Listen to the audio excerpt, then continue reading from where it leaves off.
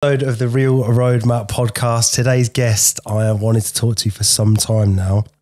I've been following what he's doing for many years. He's been a bit of an infamous name around our local town of Northampton. But today's guest is all the way to the end. All the way to the end. Stuart, you can cut that bit, can't you? Yeah, right. Yeah, fuck a tosser. He's the infamous Daniel Granger. So, Dan, how are you, mate? I'm good, Liam. Thank you for having me here. Good, thank you. Thank you. I think we've just rabbited for like 5-10 minutes before just about what I was hoping to sort of extract from your brain.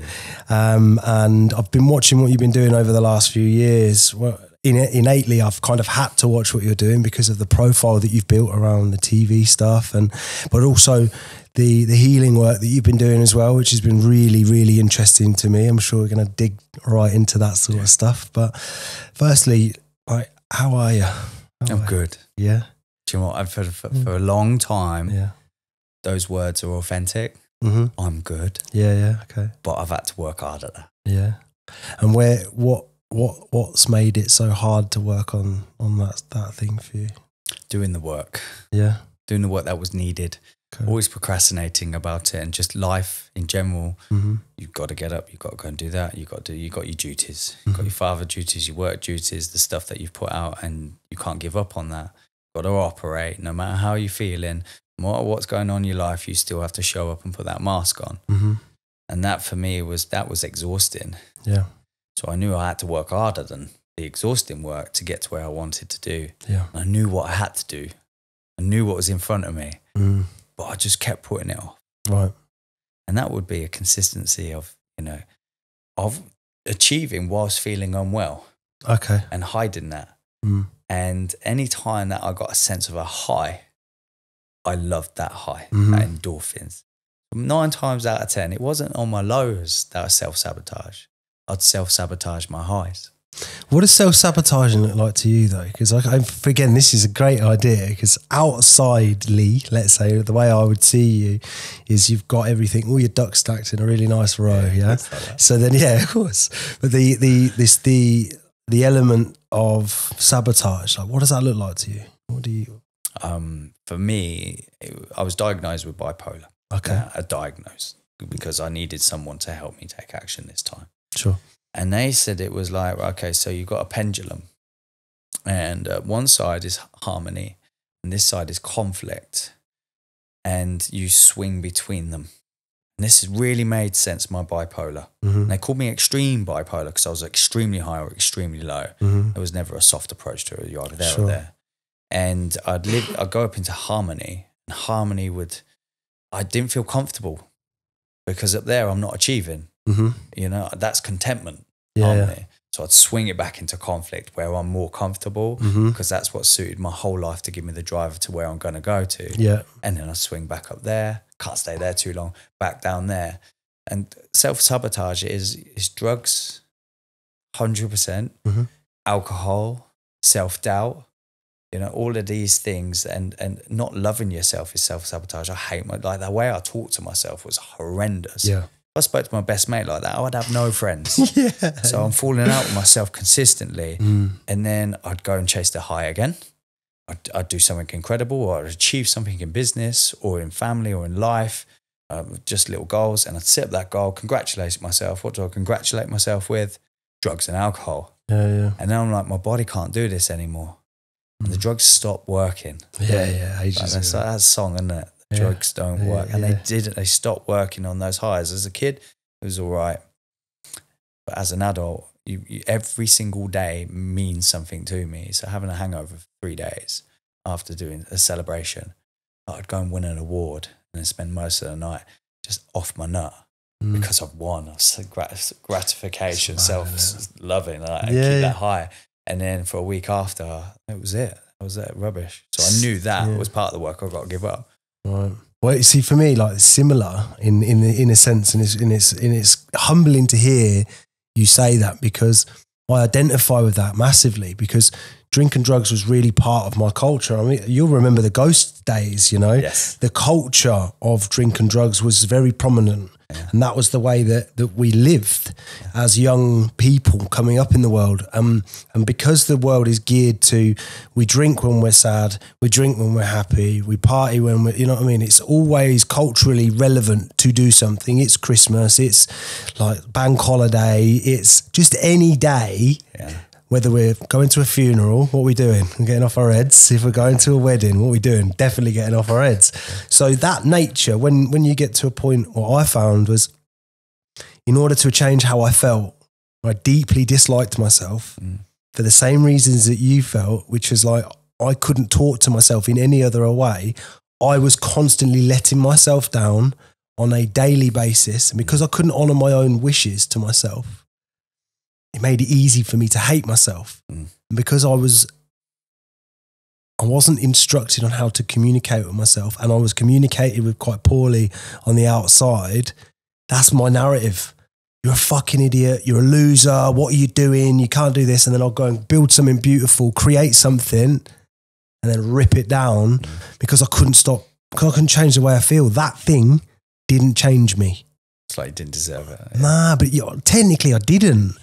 Like, I could spin the plates. I could make it look all right. But secretly, I'm sniffing every day.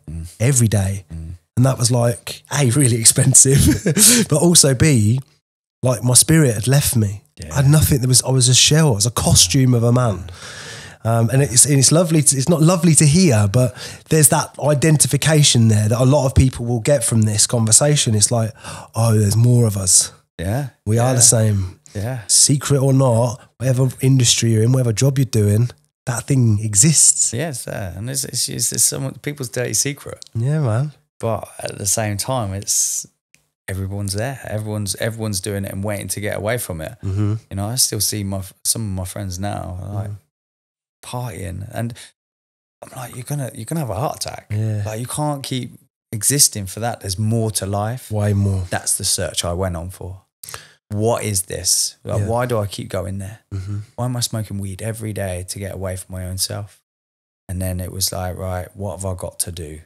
Because I became so unwell, so suicidal, and both my father and brother killed themselves. And that for me, it was never going to be me. And then it was me. And I've got 3 children and 2 grandkids. And for me, that was it was only November. So amongst all this success on the bravado of the outside, you never know what's going on in someone's life. And I was quite open about it, started talking about it, got into like men's groups, and I knew the work but I kept going back and falling back and falling back, but I was always taking steps forward. Yeah. And then the suicide that came with all of these things that you don't like about yourself, and they stick harder. Yeah. And the things you do like about yourself. Yeah. And then I think one heavy night, just then it wouldn't switch the thoughts off for a long time. And daily I was having these negative thoughts of suicide. You need to kill yourself. Like, I'd be driving up the M1 to go and collect my son, and I'd be thinking of driving off and there's a thought. Yeah. And then those thoughts became so exhausting, so tiring that I just went, I need help. I tell you what, getting help is the hardest thing. First, the hardest thing is actually telling people, because it's embarrassing. Yeah. You know, this guy who's on TV, the guy's got this business, the guy's doing all these things, it looks good, and showing his smile and beautiful girlfriend, wife, and family, and then actually inside you're just sad. Yeah. So I went and got help. And if I didn't have the money, I'd probably still be waiting for that help. That's the sad thing. Yes, terrible. It's the feelings that you had. You're fortunately in a position to fund your way out to a degree. Yeah. And a lot of people don't. At the time when I got myself sorted, I didn't have the money behind me to do it in the same way you probably did. But there are metrics to doing it, and one thing that I hope you might be able to agree with, I don't know. The first thing is the willingness. Yeah. Like, I'm ready. Yeah. I'm going to do this. I'm going to stop drinking. I'm going to stop making a mess of my life. I'm going to stop disrespecting everything I've built for me. I did this, and now I'm doing this to me and them. Do you know what I mean? And for me to unwind that, is the pain and the guilt that you feel for doing it, the shame and the guilt for your entire past. Because I know every horrible, disgusting, unloving, unkind thing I've done or felt. All the deceit, the sneaking around, the getting the drugs, not telling anyone, oh, I'm just tired today when you know you barely slept. It's like the vulnerability comes from actually saying, do you know what? I'm fucked and I'm terrified and I'm too ashamed to tell anyone. And when you get to that space, it's almost like everything can drop away. Now, the key I found, I don't know if this is the same for you, maybe you can share your experience with us, but I had to let go of the blame. Like, whatever I've been through, every part of my life I've been through, it's done.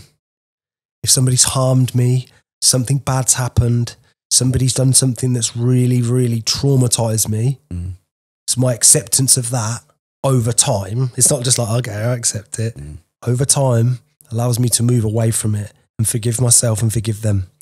They're the two things that really struggled for me. It's like forgiveness and forgiving myself. What do you think? Is there anything along those lines that impacted you? Forgiveness is a big thing for me. I was taught to forgive, and I always thought that would be quite healing. But the truth of the matter is that some people do not deserve forgiveness. They do truly not. I'm not letting you have that. Okay. I'd rather live with that. Really? Yeah, I'd rather live with not forgiving you. It's a big thing. Like, you know, if I was, you know, sexually abused as a child, okay, I can't forgive you. That's fair. I cannot forgive you. It's completely fair. And I'm not going to forgive you. No, of course. Justice will. There you go. They'll forgive you. You know, God will forgive you. How have you got peace around that, if you don't mind me asking? How? Because like, if the concept of forgiveness is, it's almost like I could never do that, which is completely fine. It's completely reasonable. Yeah. How do you separate from the trauma? How do you like walk away from it? It's the energy that you carry with that. Yeah. The memory of the energy. It's the memory, and then you got the emotion for me, and there's an energy to it. So where do you feel that energy? Where do you trap it? Where's the trauma? So energy for me, energy, emotion. So the E stands for energy, and it's that energy that's attached to the memory. I had help taking that away. Yeah. Separating the two. So I'd still have the memory, but not the emotional attachment to it. Now, how I did that, I went and got some energy therapy. Okay. Literally, he said, right, go back to that memory, because it would haunt me every year. And the memory was my father killing himself. And it was Christmas Day when he died. So I know it's coming. And every year I'd make this dream up. And it was the same dream since I was 8 years old. And he'd come, and here we go, here's the winter. So I went to this energy therapist, and he explained this. Yeah. There's a memory, Daniel, and it's locked with an emotion that's keeping you alive. So we're just going to get you to go back to that memory, and we're going to attach the emotion. Within a click of his fingers, I could remember it, but I couldn't feel it. And then I thought, well, if he can do that, I can do that myself. Yeah. Detach yourself, but in a ceremonial way. If you do a ceremonial way, everything I've come down to is a ceremony of I'm sitting here with my space to do the work for that job. So the first one was, you know, to think about my uncles as they took me through the sexual abuse. What was attached to that was shame, because I sat in a group of men, and we were very vulnerable in this group.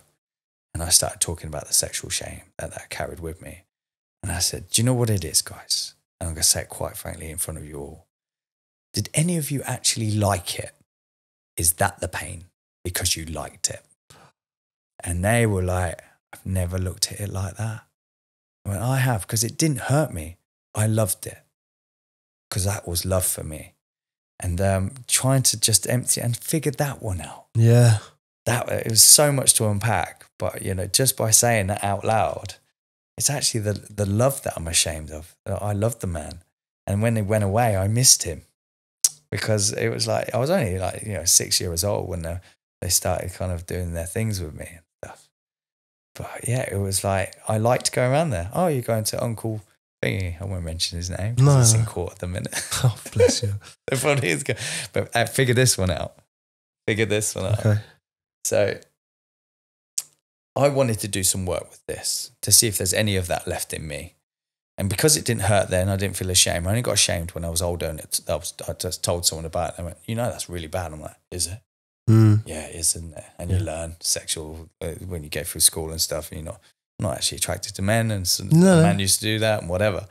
But I went on this spiritual journey and I found his spirit. His spirit asked me for forgiveness.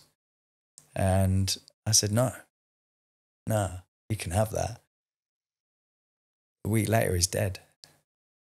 And I was like, and I've literally gone this year to go into court.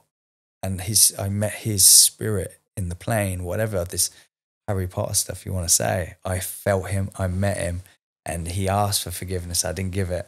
So he died with that. That's how I go, yeah, I'm okay with that. Now, firstly, I appreciate you sharing all that stuff with me. Yeah, it's a big thing.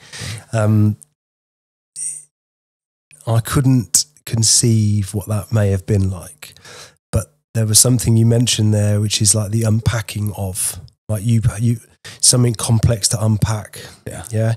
And the range of emotional damage that we take from these things, we're too young or unconscious, even as adults, to even understand. And when you talk about this Harry Potter shit, I am into it. Okay, like my healing journey has been very Harry Potter, and the beautiful thing that you shared is like you had to go, and the spirit asked you for forgiveness. You're like, no, that's to realize. Firstly, that's okay. Yeah, that's cool, because you as a spirit in this body get to choose your free will, and that's your thing. You chose that. And I identified with that a lot, because there were things that I've experienced in my life, and I won't go into too much detail, but there are experiences and feelings that I felt. I was scared a lot, and I was very scared actually, and I just wanted love. And it was like, similar to you, like the admiration, the love that was there, and to be scared or harmed by that love, but still wanting to be, like, it was like the most important thing to me. And my healing came from two things. So I was in a ceremony. When you say the word ceremony, it means so much to me, because life is a ceremony, man.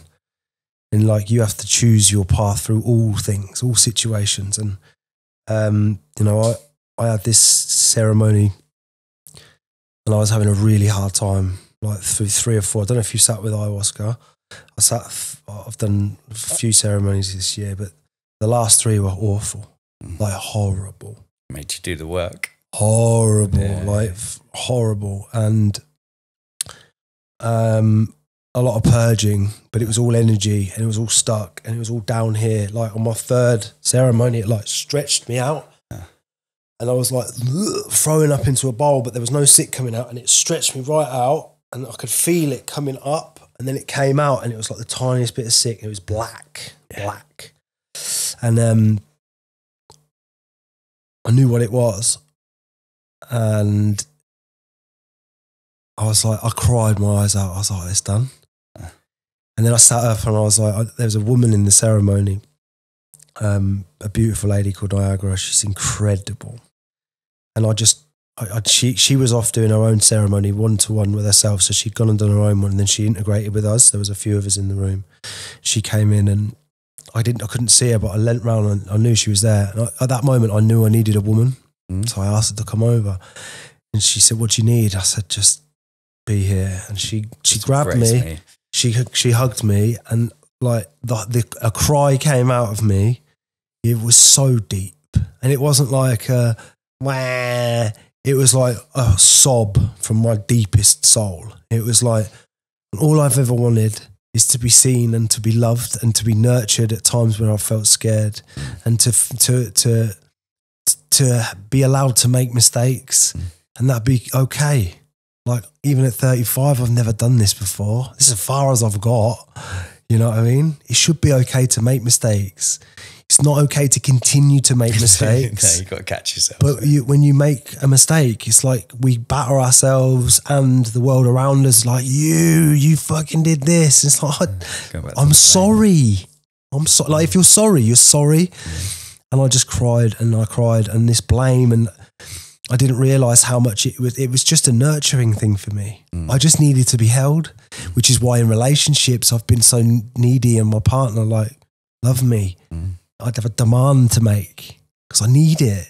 And look, there's a little kid in me that's like that. And like, it makes me very emotional thinking about it because I just released it. It's like, I'm all right. And I'm reparenting me now as an adult. And I think a lot of us that are stuck in this cycle of drink and drugs and partying and chasing girls, or whatever they're doing, or whatever we are doing, or whatever one does, we're stuck in that cycle because we can't face ourselves. We can't face the past, the things that have happened, the things that we've done, and the things that we want to be. So in spite of the fact that you've built this beautiful life, and like you've got all the trippings and trappings of someone that's absolutely made it, you know? I always think if I'd done more, you know, I've always, and I had a conversation with my friend on the way here. It's like, have I done enough? You know, am I going to get to the end? Have I done enough? And if I didn't waste so much time doing that, and actually, you probably didn't actually waste any time. That was going to happen. You were going to go enjoy yourself and doing the drink and drugs and stuff.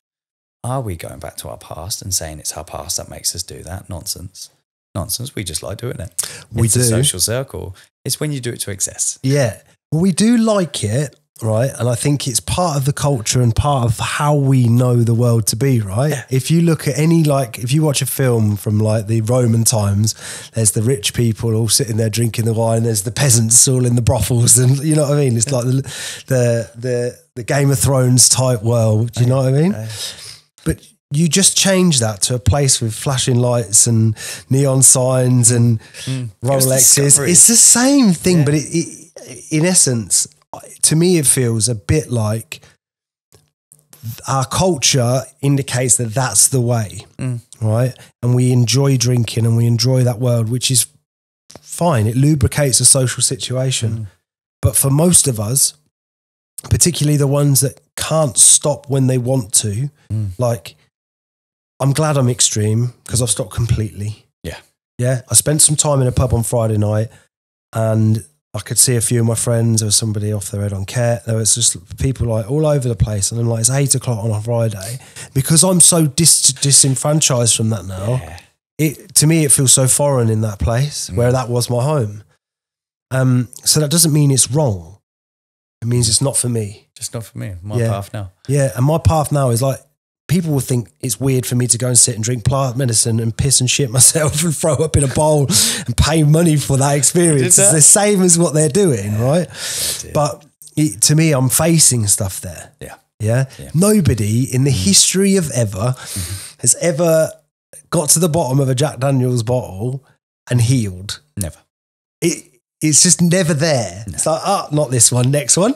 Not there. But at the top of bottom of a cup of ayahuasca, or a heroic dose of mushrooms, or some sort of psychedelic experience, for me, it's fractured my reality in a way where I look at everyone and I just think, you are me.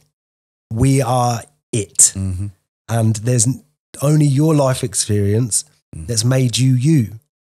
Every feeling, conditioned thought, belief, it's just made you. And I always like understanding that, which is why I want to get interesting people like you on. You say like the ayahuasca and the plant medicine and madness. Yeah. So when you actually do the research on modern science, and this is what made me want to go and practice that, is that there was a professor that went to see this tribe in Peru and realized that there's this medicine that makes people convulse. Yeah. And when they convulse enough, they purge and then they seem to be mentally healed. Yeah. So they tried to take that back to America. They went, you can't bring a drug back here. And they started looking at, well, what did that drug do? They convulsed people. Yeah. So then they realized that they'd tried out electroshock. So electroshock treatment is okay, but a medicine isn't. So I had the electroshock treatment done in October. Okay. To help me. I had nowhere to go. Literally, I'm full stop now.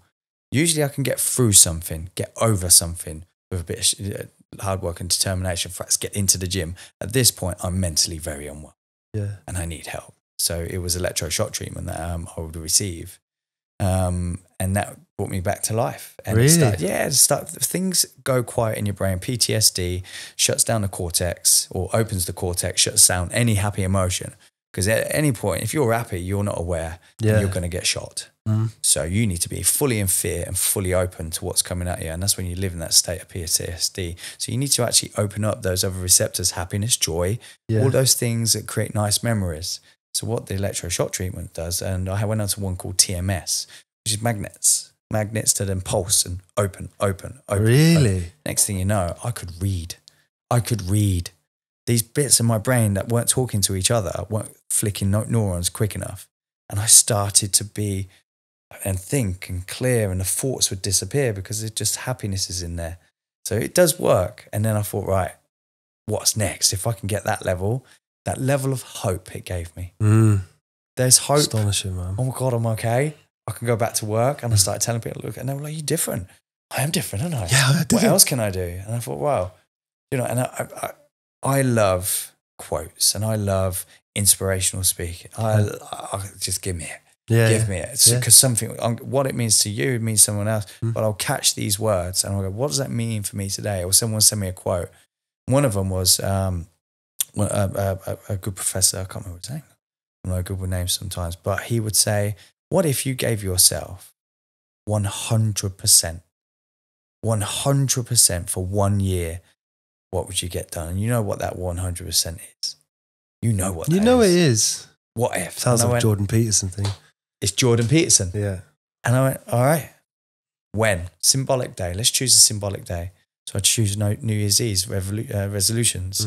I need to resolve something. And that's what that means. I'm going to resolve something and I'm going to cut that out. So I lined up my medication, some cocaine, some weed, a cigarette and a shot. And I tasted it and I went, you don't serve me, and threw it away. You don't serve me, threw it away. And I never looked back from January 1st. And what are we now, 11 months in? What, so you did? Yeah, the whole lot. I went cold turkey. And because I was so convicted that I'm going to do this, I did it. I don't talk about it. I take action.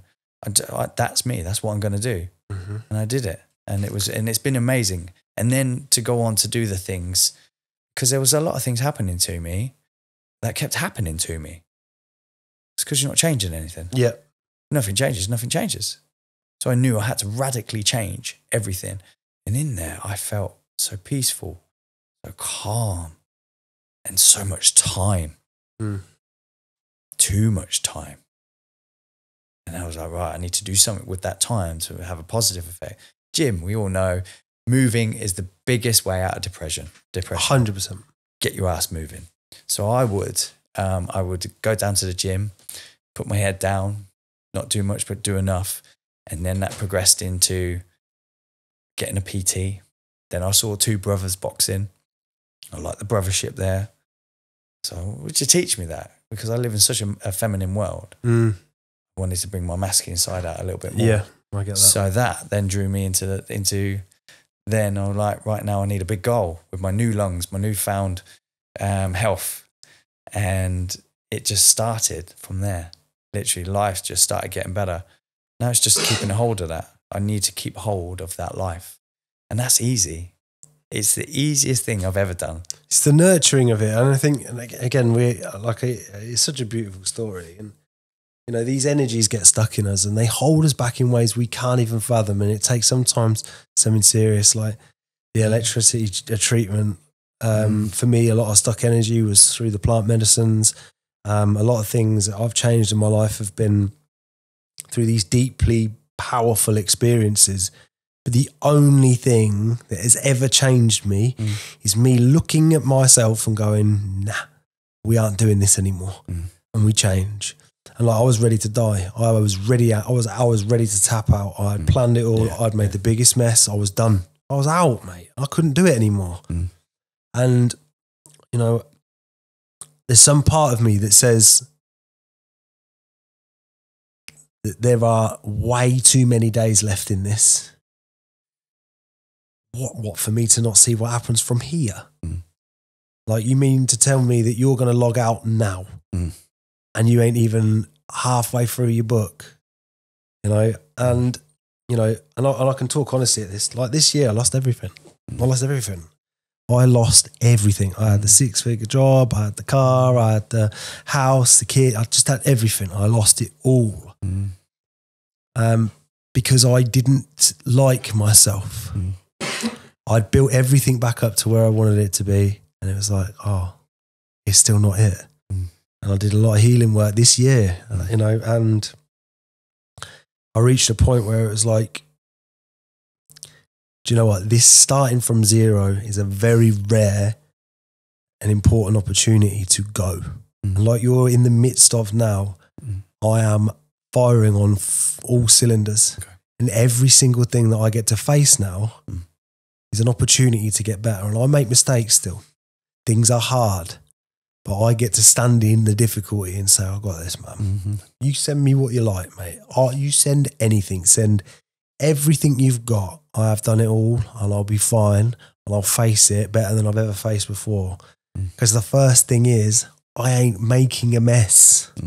If I stop making a mess, I get a chance to clean up. You know what I mean? These unruly dogs that are running around in my house, smashing everything up, and then me perpetually trying to clean everything up, heal things, say my sorries, manage. Like, you just can't do it. You have to say, all right, the dogs are getting out. All right, we're going to clean this house and then we're going to renovate it. And at the moment, it sounds like you're in that renovation process. It took about 5 years, you know, about 5 years. And, you know, the first time I felt or heard about like shamanism and, you know, the healing and the spiritual world and stuff like that, I was a religious person. I grew up, I was homeless when I was about 12 years old. I'd left home. My mum had met a maniac and I got beat to death and I had to leave that family at 12. I stood on my own feet, about 12, 13. And I slept on the streets, knew what it's like to really, really want. And then went to the Jesus Army and I lived with them. And the religiousness of the nature of it. And whatever people want to call the Jesus Army, it helped me. I have not a bad word to say about them. There were good people there amongst the badness. And then from there, hope just came exploring at me.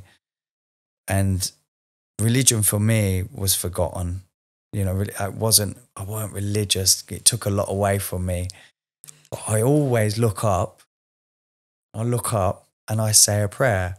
And what I realize is that prayer is something that you want or you would like and willing something to look after me here. Please don't let that be a thing, or, oh, I really want that. You know, you're always asking the universe, this godly spirit that we've tapped into, wherever you have put a label as God or universe or Buddha, whatever you like, it's the one God or the one energy. And that I've learned a lot about. And I'm still discovering. I don't know much about this Harry Potter stuff, but it seems to be a hope that I have some control. And what the things that I'm asking for and the things that I'm really desperate for and non-selfish things at the same time, you know, and it's gratitude.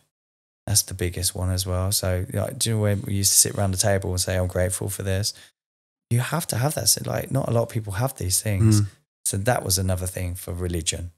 The prayer, the saying prayer around dinner, the sitting down, looking at the sky, asking for my spirits and my father, are you proud of me? You know, you're proud of me, Dad. And most of that is, if you'd stuck around, you see what I've become. So religion there. And then when I tapped into it, the first time I did San Pedro, I went away to Peru this year with a company called Men Without Masks. I reached out to them and they're online The funny thing is, like, as much as the government are listening to you, so is the universe. And you're asking for help, it will send it. It will come in its different forms. And it came to me, and I've got in touch with this guy called Craig Whiting, and I just went, leap of faith, book it. So I just booked it. Booked this retreat, went on this retreat, 24 men, healing, lots and lots of work, no outside information, no phones, no books. You are the book, he would say. And you'd sit there by yourself without the reality that you got no business. And then you do the work each day, every day from 6 till 9, all you. It's going to be all about you. Everything, get it out for 5 days. You work on your lover, you work on your warrior, you work on your king and your magician, your advisor, the magic in you. I experience things I've never experienced, and the power of meditation, the power of breath, just how we breathe, and we take that for granted, but regulating yourself. It's just like, and I use all of these things to stay away from the old self.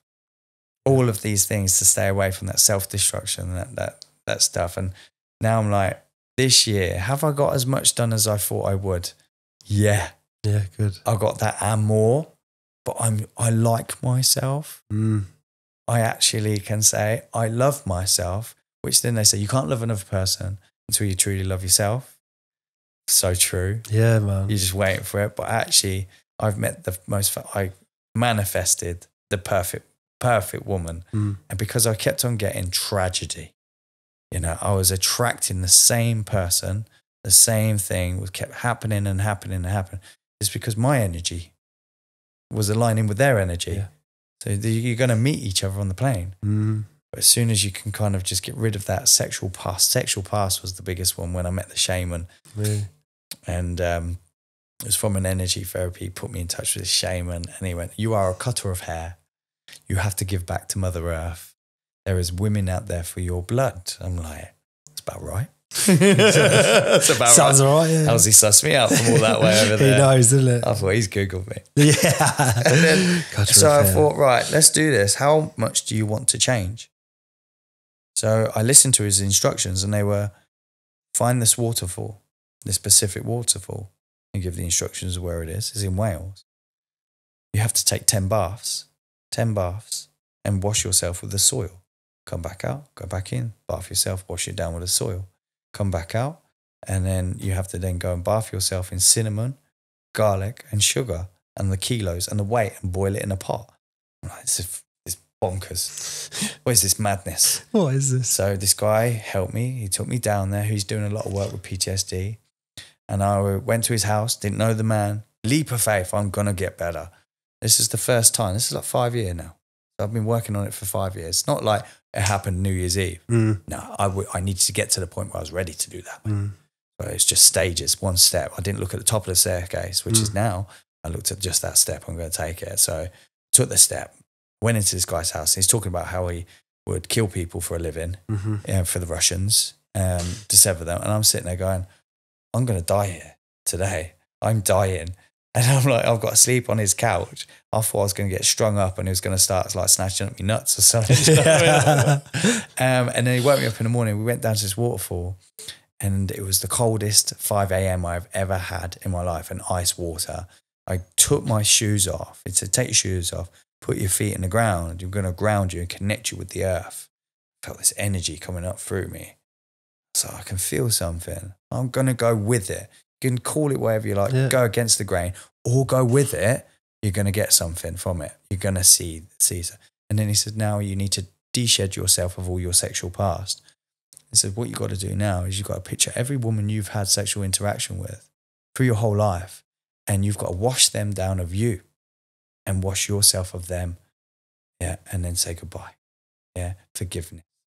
And I was like, how long have you got? I'm going to be here a while. Yeah. I was a naughty 6 boy. weeks later, yeah. But one by one, I sat there and physically did this, and I could see them. I could see the innocence of them. The love that we shared, and some of them were a bit toxic, and I could feel that they're on me and on. And then there was one difficult one right at the end that I was having the most trouble with. And I couldn't bring her. And he went, let me summon her spirit. And I could hear him, but there she came in front of me, and she was in this kind of rigid skin, and then I just kept washing, and this golden girl came out of her. Because no matter how our relationship didn't work, it wasn't necessarily one or the other. It was the two energies weren't supposed to be together, and we were fighting to try and keep it together, and we shouldn't have, and it caused toxicness. And I forgave her, took my 10 baths in ice water. That's when I realized cold therapy. Yeah. Tremoring, shaking your nervous system, get it moving, get it doing something. And then I drove home. I wasn't murdered, thank God. Yes. I drove home, and then I boiled the cinnamon, brown sugar and garlic. I boiled it. I'm doing this all by myself. Lit a candle like it said.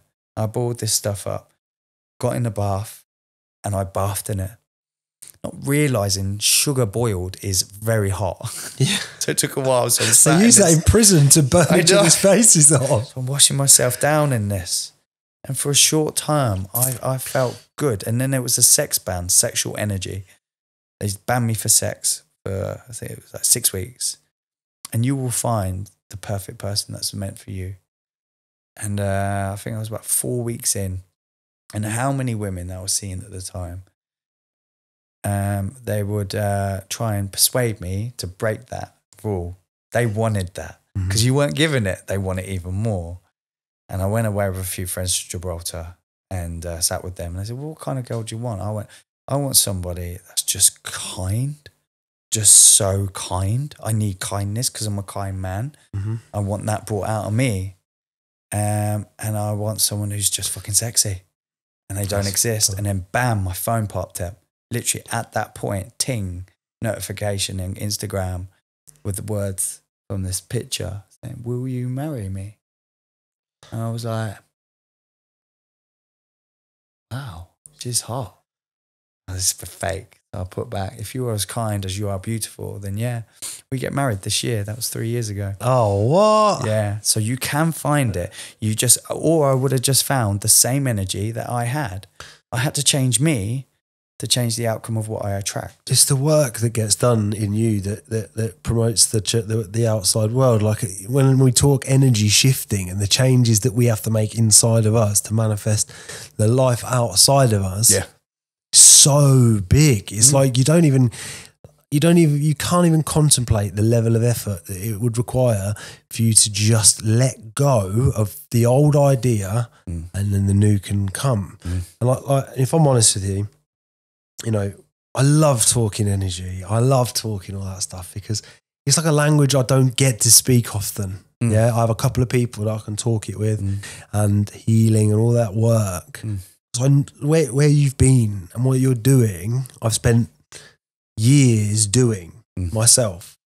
And you don't often come across people that you can say, oh, you've been doing this too. Like going on retreats for 4 days where the only question you have to ask yourself is, who am I? 3 whole days, 5 a.m. till 11 at night. Yeah. And you sit opposite people like this and there's 28 people there. And every hour you swap to somebody else. And at the start, they say, tell me who you are. So you tell them who you are and then you say, tell me who you are. Powerful. Yeah. And then so for hours on end, you are telling somebody who you think you are. And then like you were sat in these uncomfortable chairs, it's a long day. You start realizing I'm just saying things I've done. I'm only telling you a story. That's not who I am. Yeah. And then like, so my uncle, it was not my uncle, I call him my uncle. He's one of my dad's friends. He was on the podcast a few weeks ago. He's like a spiritual guru, genius. And he was there and he said to me, go for a walk. So I went for a walk and I've gone outside and it's a beautiful, serene place. Like it just rained, there's steam coming off the grass. I've walked over to this fence and I've looked, it sounds like a bit of like a dream, but I walked over to this fence and there's 2 horses in there and they both had steam coming off their backs. There's a big black stallion and it came over to the female horse and it tried to climb on the back of it. And in my head, I went, go on, boy. Right? And then I realised it twigged and everything changed for me in that moment. Yeah, where I realised I was like, oh, that's who I am. right? And I don't mean like that, but I'm all right to be silly in each moment. No matter how serious this weekend is, I am silly. Yeah. I'm all right with Playful. that. Playful, yeah? So I've walked back up the colours of the plants, the flowers, they all look different. They're all brighter. Everything was there because I realised who I am is not anything other than what I am feeling in this moment, which will change moment by moment. The closer to presence I am with that is me. Me being happy or me being sad is still me. It's an experience I'm having. We can't get into neutral and stay there. We may get into bliss. We may get into sadness, but we change moment by moment. And I love that. And what you're talking about there is like the depths of you that you've had to explore in order to open up your opportunity to be who you want to be and attract the love that you want and build the life that you want. And it's that thought in your head, like, now what? What's next? How many people can say that in this year, have you done what you wanted to do? Most people are like, well, I wanted to lose weight and I wanted to do this and I wanted to do that and I did it for a week and now I've done none of it. And it's like, yeah, cool. Start again next year then. We'll wait another 364 days until you start all over again. Yeah. For me, it's like I allow myself to push, but I also allow myself to stop. Yeah, so if I'm losing weight over time, I'm not trying to do it in 2 weeks or 10 weeks or whatever. Over time, keep training. I train hard. I go in the morning. I get it done. That's my routine. I go every day. But if I want to sit and have a pizza with the family, I'm going to do that. Absolutely. Yeah. If I want to go out and do something, I will do that. What we tend to do as people is starve ourselves from the experiences that we need. It's when we lean on those experiences that become trouble. Yeah. Like nights out, pizza every day, or you know what I mean? People go in the shop and they're like, I do it. Sometimes I bought a few sweets here and there, like. But I've got a day where I'm sitting and I'm chilling, I'm talking. It's a lot of effort and energy. We think it's just a conversation, but like, there's a lot going on. It's a lot. It's busy. It's heavy. Yeah. It's heavy stuff. Like when do you sit down and talk to somebody and they reveal their entire past? And that past is not just like 9 times a day. Yeah. That's my job. Yeah. Oh yeah. Yeah. I do that 9 times a day. You hold space for so many people, don't you? Man, I hold space and to connect with other people. Big thing of me right now is how many people can I help with my experience? I started a book. I don't know if you've ever written down day 1 to day now. That was fulfilling. Really? Yeah. All right. Chapter 1. You're born. Let's go. Write down what it actually means and what comes up. What actually matters to you in your memory. Because there were so many more than what you actually wrote down, but those poignant ones that like you significant. That was a mark. The thing that comes up when you think of it like that. Mark of life. 8 years old, what happened at 8, 9, what happened there, 10, what happened there. And there's not many things that you can remember being joyful. It was a fucking shit show of a life. Sad case scenario. You can't even get past chapter 2 without going, I need to close this book. Yeah. And then I tried to think, well, have I got any good stuff to put back in there? So that's the next one. So I've now finished the book. The book is finished. It's called Talk. Talk and Listen Knowingly. TALK. Men. Because half of it we don't. We just talk. We don't listen. No. Did a lot of listening this year. That's good. And I wrote that stuff down and I realised that was really helpful. Write it down. It's gone. It's in the book. It's there. Yeah. Then I'm really scared someone else to read this book though. Do you know what? I wrote a book in 2016. Did you? Yeah, I wrote my first book in 2016. I'm currently writing another one now. What's the main focus? So what, the one now or or both? Well, so 2016 was like my first journey into self-discovery and healing and getting sober, and it was called The Best Version of You. And like I was getting out of bed at 4 o'clock in the morning. I was walking for 2 hours before I did anything, and I would walk, and what I would do is I would listen to songs that pulled up my traumas, my heartaches, my pains, and I would try and feel it to heal it. So I'm in this feeling. I'd sob. I'd be walking around hard in stone and Wootton and fucking crying my eyes out. Yeah. And I would sob my eyes out, and then I would shift the focus. Say, right, now what? And then by the time I got to the gym, right, I've cried my eyes out every day. I've forgiven myself, and I've listened to something motivational, uplifting, powerful, and I would run or whatever I felt like in that moment. And I'd get to the gym and I'd train for 2 hours and I'd walk home and then I'd start writing. And, you know, that book, you know, we launched it, we had a video, we put that out, it had 500,000 views in like 4 days. Like that was in 2016 before everyone was an influencer. Like we're going to take the market, it's going to be amazing. Failed for a number of reasons.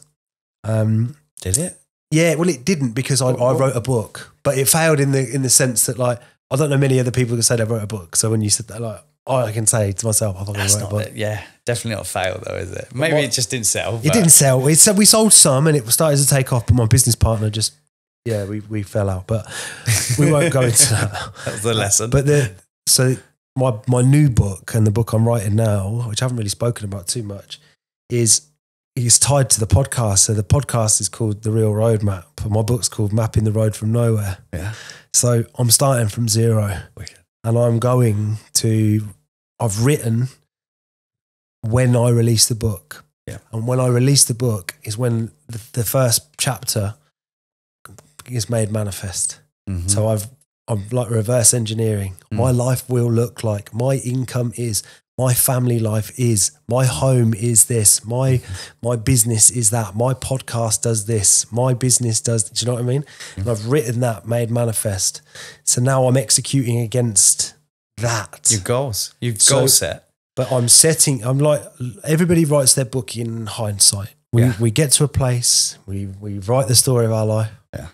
Me, my honest desire, and it feels like my spirit is always called to do this, is I've always said to myself, I want to tell my story in real time. I want to write this book in real time. The things that I go through, the things that I learn, the uplift, to the day where, like, let's say, like, I'm getting married and my house is, you know, I want a house, that has gates on the front. But I don't want a big, stupid house. I just want gates, So when I turn up, click, I don't want that for any other reason. I want to be able to say, that's mine. Click. I get it.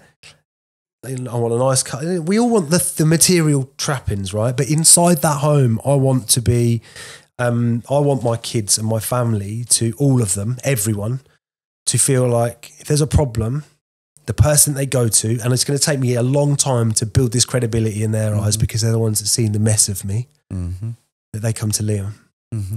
Daddy. If it's a relationship problem, they go to daddy. If it's this problem, they come to daddy. If it's I want everyone to feel like I am the place that they can come. Did you have that space? Never in this life. So we're creating it.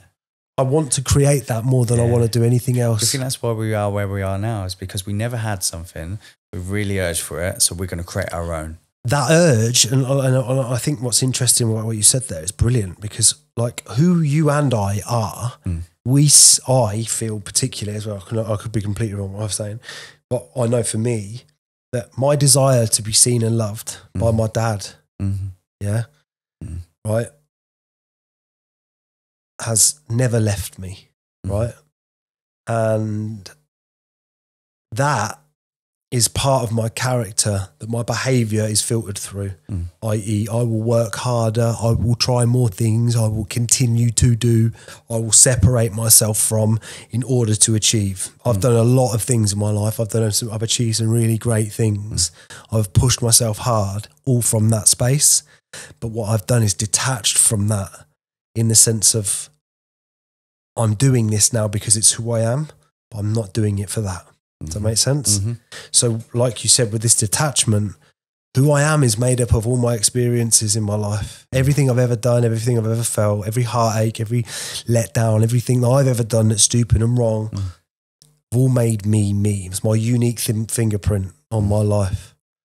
So I no longer do things for validation from anyone outside of myself. I do them for validation from my family in the future. So the decade that I spend building this thing is a time where this is going to be documented episode by episode on YouTube. It is going to be like, honestly, if I showed you a picture of my car, and bear in mind, I want to sort of say this today, like, so I lost everything. I bought a car for £950, because everything went wrong. That blew up, head gasket on the way back from a ceremony. Yeah. Waited 5 hours, got home, couldn't get a new car. I was fucked. I was building my business.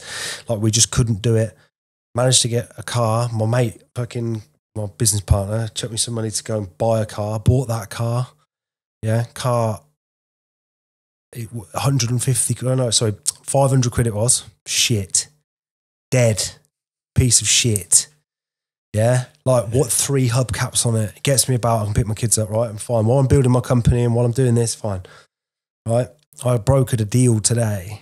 Yeah, I get to pick up a brand new Range Rover Velar next week. Yeah, I love that. Yeah, I love that car. Right, so for me, right, that's one of the boxes ticked in this year, in 1 year. Isn't that incredible? And most people think it takes like 5 years to get to somewhere like, oh, well, I see ambition. Yeah. No, you can have anything you want. I'm fighting like fuck. I am making deals left, right and centre and I'm a deal maker. That's what I've all done. Yeah. I used to make deals with drug dealers to not get beaten up when I couldn't fucking pay them, Talk right? yourself out of it. Oh, I literally, I've taught myself out of fucking hidings. I've been kidnapped a couple of times. That wasn't fun.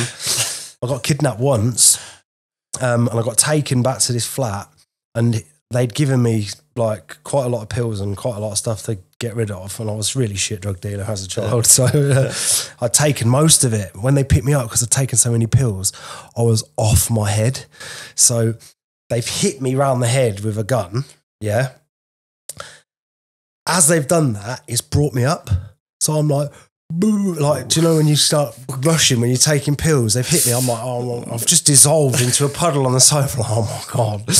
They honestly, they were beating me up for about half an hour and they booted me out. They were like, we ain't getting fuck all out of this twat. And then I found 2 pills in my pocket on the way home and I ate them. I was a mess, mate. But I've been through some shit, right? And I love the fact that I've come from like almost being like this year, I had nowhere to live. Yeah, I lost my home. I was staying with a friend. Then he had something going on with his kids, so he got his kids back. So I had to move out of there. I moved into a guy's house in Bedford, and he let me stay there. He wasn't living there; he was with his girlfriend. They split up. So then he came back. He's got 3 kids. I've got 3. So there was like all these kids, like. And for me, then I got my own flat in Milton Keynes. My business started trading. Things started to look up. I've brokered like loads of deals. I've got loads of stuff going on. And 1 year. I've done, mate, and I've done this with the help of the Man Cave. So it's my mate set up a men's mental health meeting over in Milton Keynes called the Man Cave. Man Cave, yeah. I've been watching them, yeah. Yeah, so I'm one of the leadership team with them. I'm setting up the one in Northampton.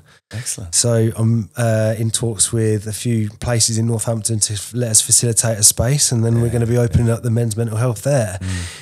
But since then, I have done all the healing work. I've made amends everywhere I've tried, building myself back up from zero, and I'm writing up. Like, what better opportunity to start writing a book when you're zero? I'm blessed with that gift, but I'm also blessed with me as a gift. That's the first time I felt that about myself.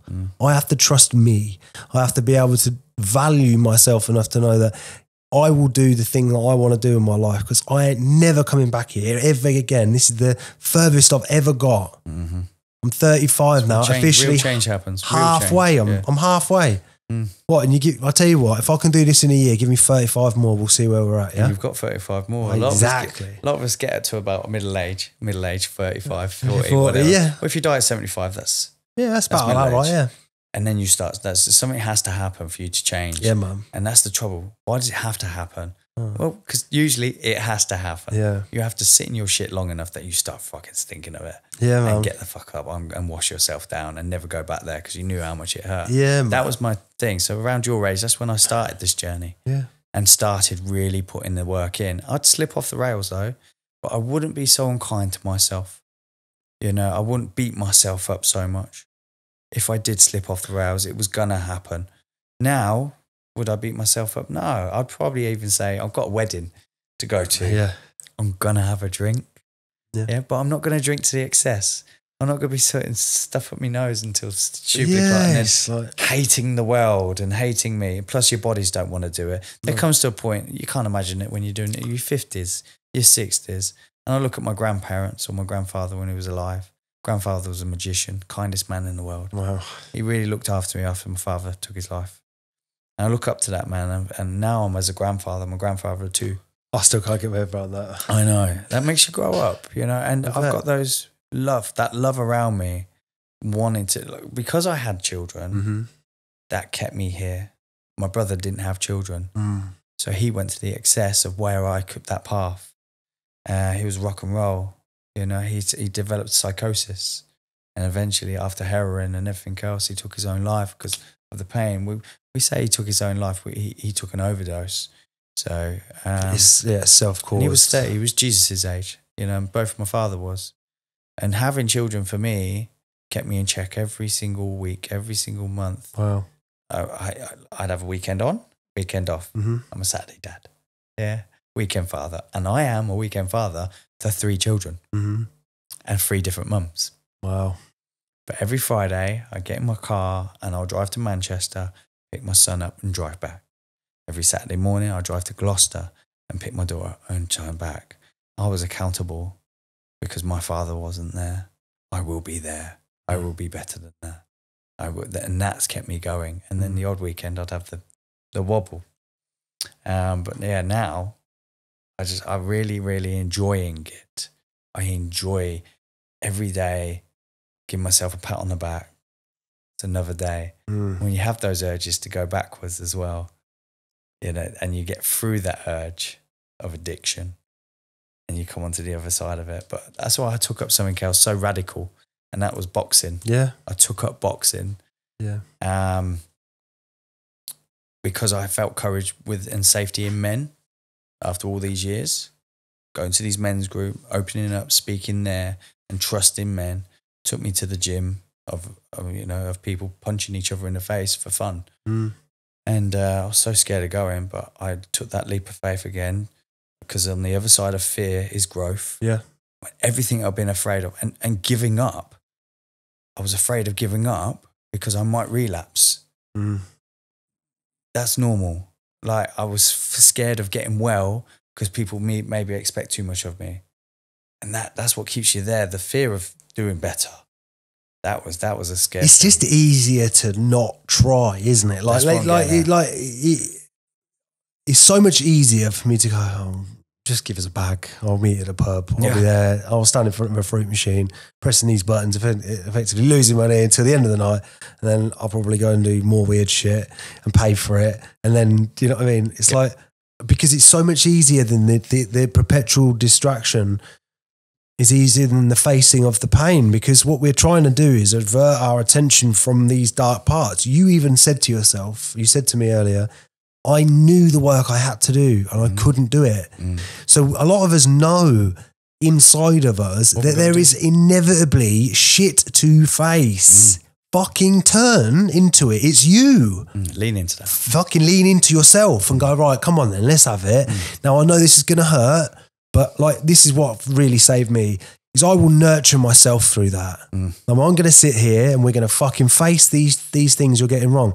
Somebody said something to me the other day about how I'd been at the start of this year, maybe have been perceived by others. And I was like, shit, I'm not perfect. I'm learning, right? And in that process, if somebody can give you feedback and it's going to be triggering, don't tell me I got it wrong again. Let it in. Okay, I'm really sorry I did that, or I sounded like that. That wasn't my intent. I didn't realise that was how it came across. I should have thought about this, this and this. And I definitely will do that again in the future. I appreciate you giving me the space to grow. You know, you treat things... I appreciate you. Yeah, but you have... appreciate you telling me, But like... men don't afford each other. Like what we do, men will go down the pub and we'll validate each other's arguments. She's not sucking me off. She's moaning at me all the time. Fucking, I'm not getting this. She doesn't see all the things I'm doing, which is fine and probably true. Okay. But we're never educated by another man to say, do you know what, mate? What aren't you doing? Yeah. And women do the same thing. He's not this, he's not that. And I think if we as a group of people stopped looking for what other people can give us and started looking at what we can give them, I don't care what you want to be in this relationship. I know what I need. I know what I can be. If what I am is good enough for you and you can give me this back, this is going to work. But if you're always expecting me to be a certain way and I'm expecting you to be a certain way, unspoken. Neither of us are going to know what we're doing. Let's fucking be vulnerable enough to talk about this. Like, look, none of us know what we're doing. Take our names, our jobs, it's just two people in a house trying to bring up children. Yeah. Or attempt to parent or attempt to partner. Like, can we not just accept we've probably got this a bit wrong? I haven't done this right. You haven't done that right. Let's figure this out. You know what I mean? I think it's so important that we stop pushing for other people to do stuff for us. I tell you what I'm willing to do for you. I will do these things. If it's not right for you, then I get my space. I walk away.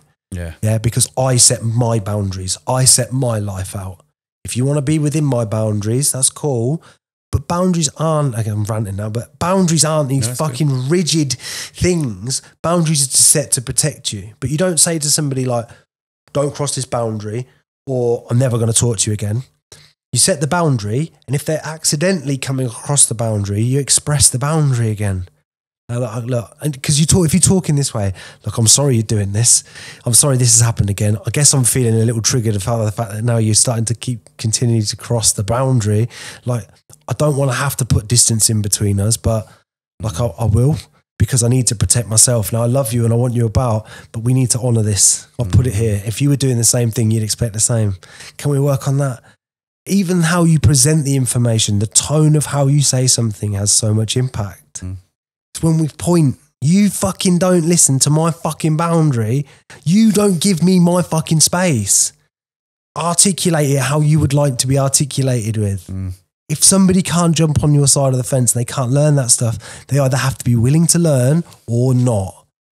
I think that's why relationships are falling down these days, and why they didn't back in the day, because people knew what they wanted. Yeah. We were like, our relationship is what we're doing. Yeah. And back in the day, it was like, you disappear down the pub, you drink your fucking 8 pints, you're back at 8, we'll have dinner and we'll watch TV for 2 hours, we'll go to bed. That's how life was. One parented, one grafted. Now everyone's at fucking work. All of us. Yeah. So, Every one of us. What demands are on, yeah. So we've all got the demands of each other. We've got the demands of the world. We've got the demands of the fucking taxes and the government and the ever fucking changing terrains of everything, and emotion and healing, and like, it's all clumsy, and we're all taking part in it, and we all blame each other for being shit at it. No one's fucking taught us anything, in my opinion. I've got a right soapbox then.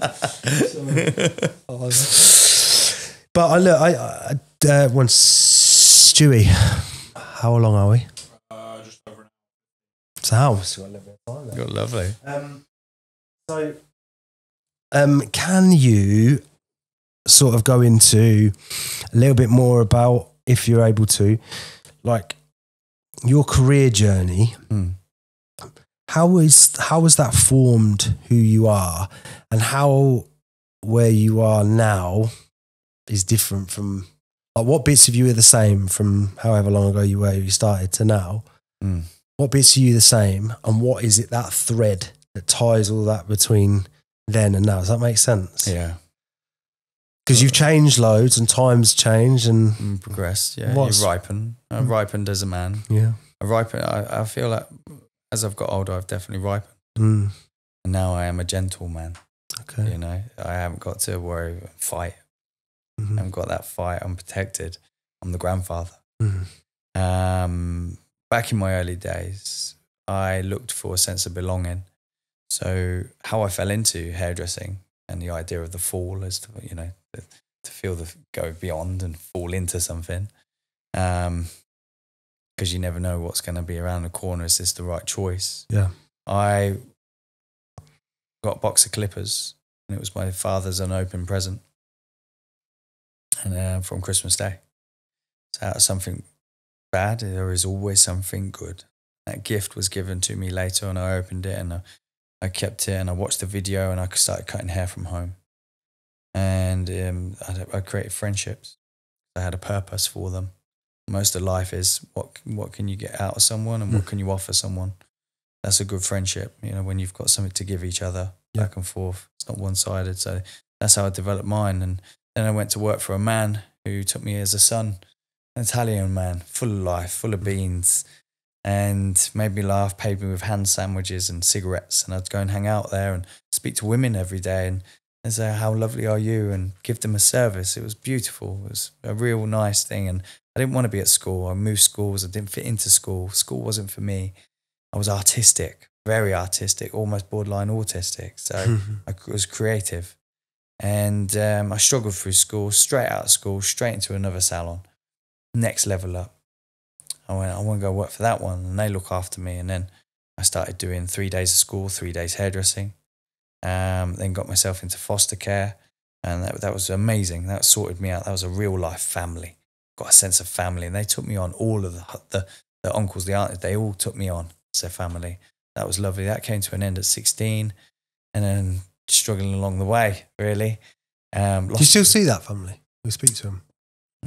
It's a sad story. That is because they were my father's second wife, right? Sharon,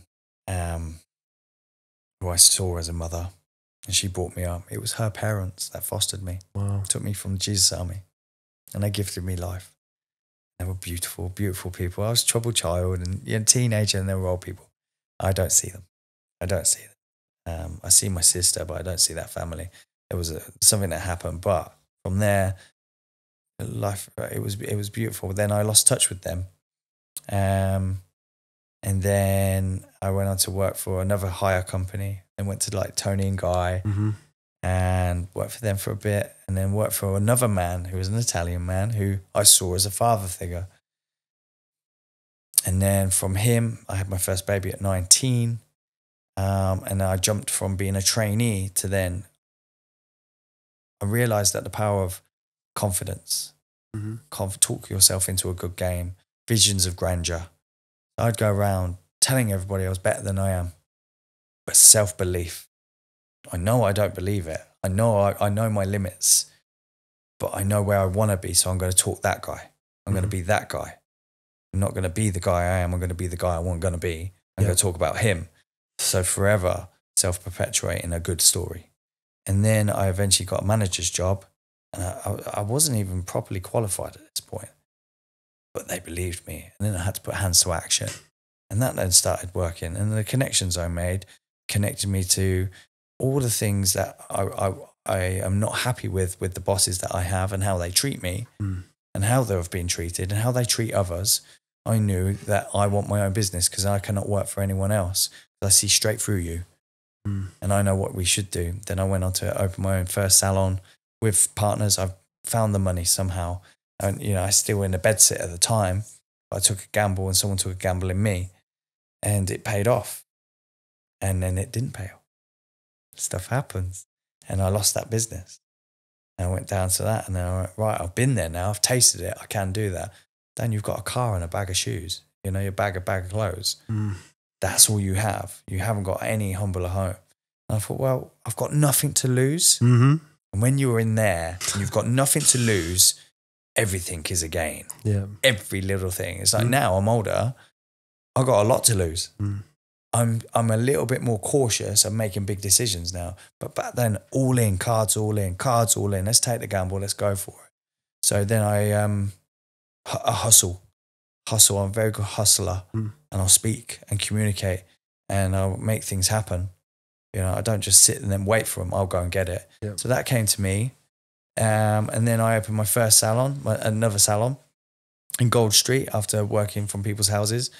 All of these people have followed me that I've cut there and had that connection with. It's not just about the haircut. It's the connection with that person. That person that I cut at 13 years old, I still do now. It's 41. There, she paid me with food. Now she pays me with £100 an hour. And that's all that time. And there's so many of those I've gathered over the time that I love, and I love them. I'd have a genuine love for these people. But also when I had my salon, I didn't get it right. Self-destructed, and things got in the way. Fighting, drugs, all these little things. Now and again, I was doing a good job, but not quite getting there, doing it. And I just can't, and then the TV opportunities would come my way. And that's massive. Sorry to interrupt, but it's massive to have what I couldn't fathom in my mind, and what I've struggled with since I've known you or known of you, is how has somebody done that? How does somebody do that? How do you like take cutting hair, which let's say a lot of people do in the Northamptonshire area. Yes. There's loads, about hundreds of thousands of yeah. us. How do you get into there? How do you make it into that narrow opportunity of like, oh, this guy will go on the telly? Truly believe it's happening. Yeah. Like, as I say, visions of grandeur, like the stuff I'm a celebrity hairdresser. I work in TV. I didn't. I never even met a celebrity, but I truly believe that's the person I am. I was so embodied with that person that I had to become that person. And those things would then move into my path and turn up to everything, make the effort to say yes. And then even if I was so scared of doing something and I knew it was out of my depth, I'd say yes anyway, then go away and learn it. Yeah. That was it. And back then we didn't have internet or anything. YouTube. So we had books. We had to go and have books. So first TV show was a Great British Hairdresser, which was a competition like Great British Bake Off. And you had to enter for the rehearsals and stuff like that. But it's from the first phone call that I got, and the client told me to enter it. I knew it was mine. I knew that was mine. I knew we were going up against 2,000 other others. How could I have that such a self-belief? It's the connection with people. You either connect with them, you can talk with them and feel it, embrace it, let it happen. And don't get me wrong, there are some times where it's not worked. It's because I truly haven't believed it was mine. Yeah. There was that inkling that I wasn't so convinced that that is mine. I am heading there. There was something just pulling me away. And that's when you're not going to get that. It's when you're 100% conviction that that's what you're going to do. And you start talking a good game and the opportunities will come in your way. If you see an opportunity, you've got to keep going for it. Some things I've turned up for, I shouldn't think, that's not worth going to. Yeah. And it turns into something bigger than you thought. Right. So then that TV show, and when it got into the house, there was 10 of us in the end from all over the country. And we competed against daily tasks, sometimes do 2 or 3 daily tasks. And I was rubbish. I was god-awfully rubbish. And I knew I do not want to be voted out on day one. Day one, you stood up there with the judges. That's my career over. That's everything over for me. And I quickly learned the power of showmanship to screen time. Oh, I know what they're looking for. I'm going to act up. They're going to want me back on TV for next season. And I learned how to act and perform for TV very quickly. I adapted to my situation. Yeah. And that adaptability to adapt to any situation, that's a gift that I have. And eventually went on to show 8. Got to show 8. I started getting better. At one point, they were heroing me for the grand final. And I got from the bottom two for 2 weeks, then up to the top. And then I said, in a nice, real powerful ending, I would like to leave. Did you? Yeah, I walked out with the opportunity of winning. The win wasn't there for me. The experience and the journey and my exit right now is going to be great TV. Powerful point. I felt it. And I went, it's time for me to go. Because I'm sick to death of how you're treating everybody here. You know, bad bosses have taught me how to be a good boss. Right. They've left me with that. You know, a lot of people that you don't learn much from, or you learn what you don't want to be. Yeah. So then that progressed me on to open my own business. And I made mistakes, a lot of them, and several mixing up personalities, didn't know who I was. And this current state that I'm in, I've only just this year mastered the perfect team. I am in an abundance of perfection and it's wonderful. Really? I've just got to keep it there now. Yeah, I think when you're dealing with other people as well, I've only ever seen this once. Twice. There's a company I worked for and the culture was unbelievable. It was just fucking, you couldn't, everyone there, we all got on, we were there for each other. It was such fun. Every night out was amazing. It was just no drama, no bullshit. And then they tried to expand the company and then it was a bit different. It changed. But there's one of my closest pals, I think you might know him, Matt Spears. Yes, I know Matt Spears. He's one of my closest friends. he's got a tattoo shop Yeah. he's got 3. He's got a tattooist in Dunstable called The Hand of Mysteries, shameless plug. That shop, every member of staff in there, the culture in there is unbelievable. It is unbelievable. That it's like a family in there, and the way they communicate with each other. And Matt's like the dad, but he's not, because he's silly as well. And it's like, I love having him as a friend, but B, when I go into his shop, I'm like, oh my God, how have you done that? And that culture makes work not work. Yeah. Yeah. Even though you're there, it's not work. And that's where a lot of people get stuck and lost. It's like, people don't want to go to work. We don't want to work. Yeah. But if the culture was what the culture should be, work isn't work. Like, this is work, but this isn't work. I love this. Easy. It's still work. Someone said that, like, you'd never work a day in your life. I'm like, I graft. Yeah. I graft. Yes, I love it though. I love it. That's what makes me graft harder. Yeah. So go after what you do love and you work harder at it. That's the simple. Well, it's like having that energy to do, like, if I loved painting buildings and I was paid for it, like, yes, on paper it's work, but also, like, if you weren't paying me, I'll be painting this building. Yeah. Like, going back to, like, with Matt's place, the family environment, it's beautiful. Yeah. If you can create that engagement, a safe place, and it will always start with the owner. Yeah. You are, like, if I go into a room, I can ruin a room. I can also glow with a room. yeah. I can make that room happen. Yeah. And that's that when you've got to keep turning up. And when I wasn't well, it was harder. When my team had my back, some of the guys that work for me have been working for me for 17 years. That's insane. 17 years, so that long a time ago when I was talking about the bad days, no, they weren't bad days.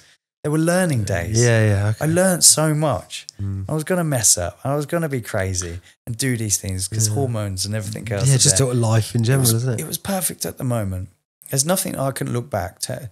Nothing I look back and feel shame and actual guilt. Actually, am I ashamed of that? Am I guilty of that? No, you've been a good person your whole life. Yeah.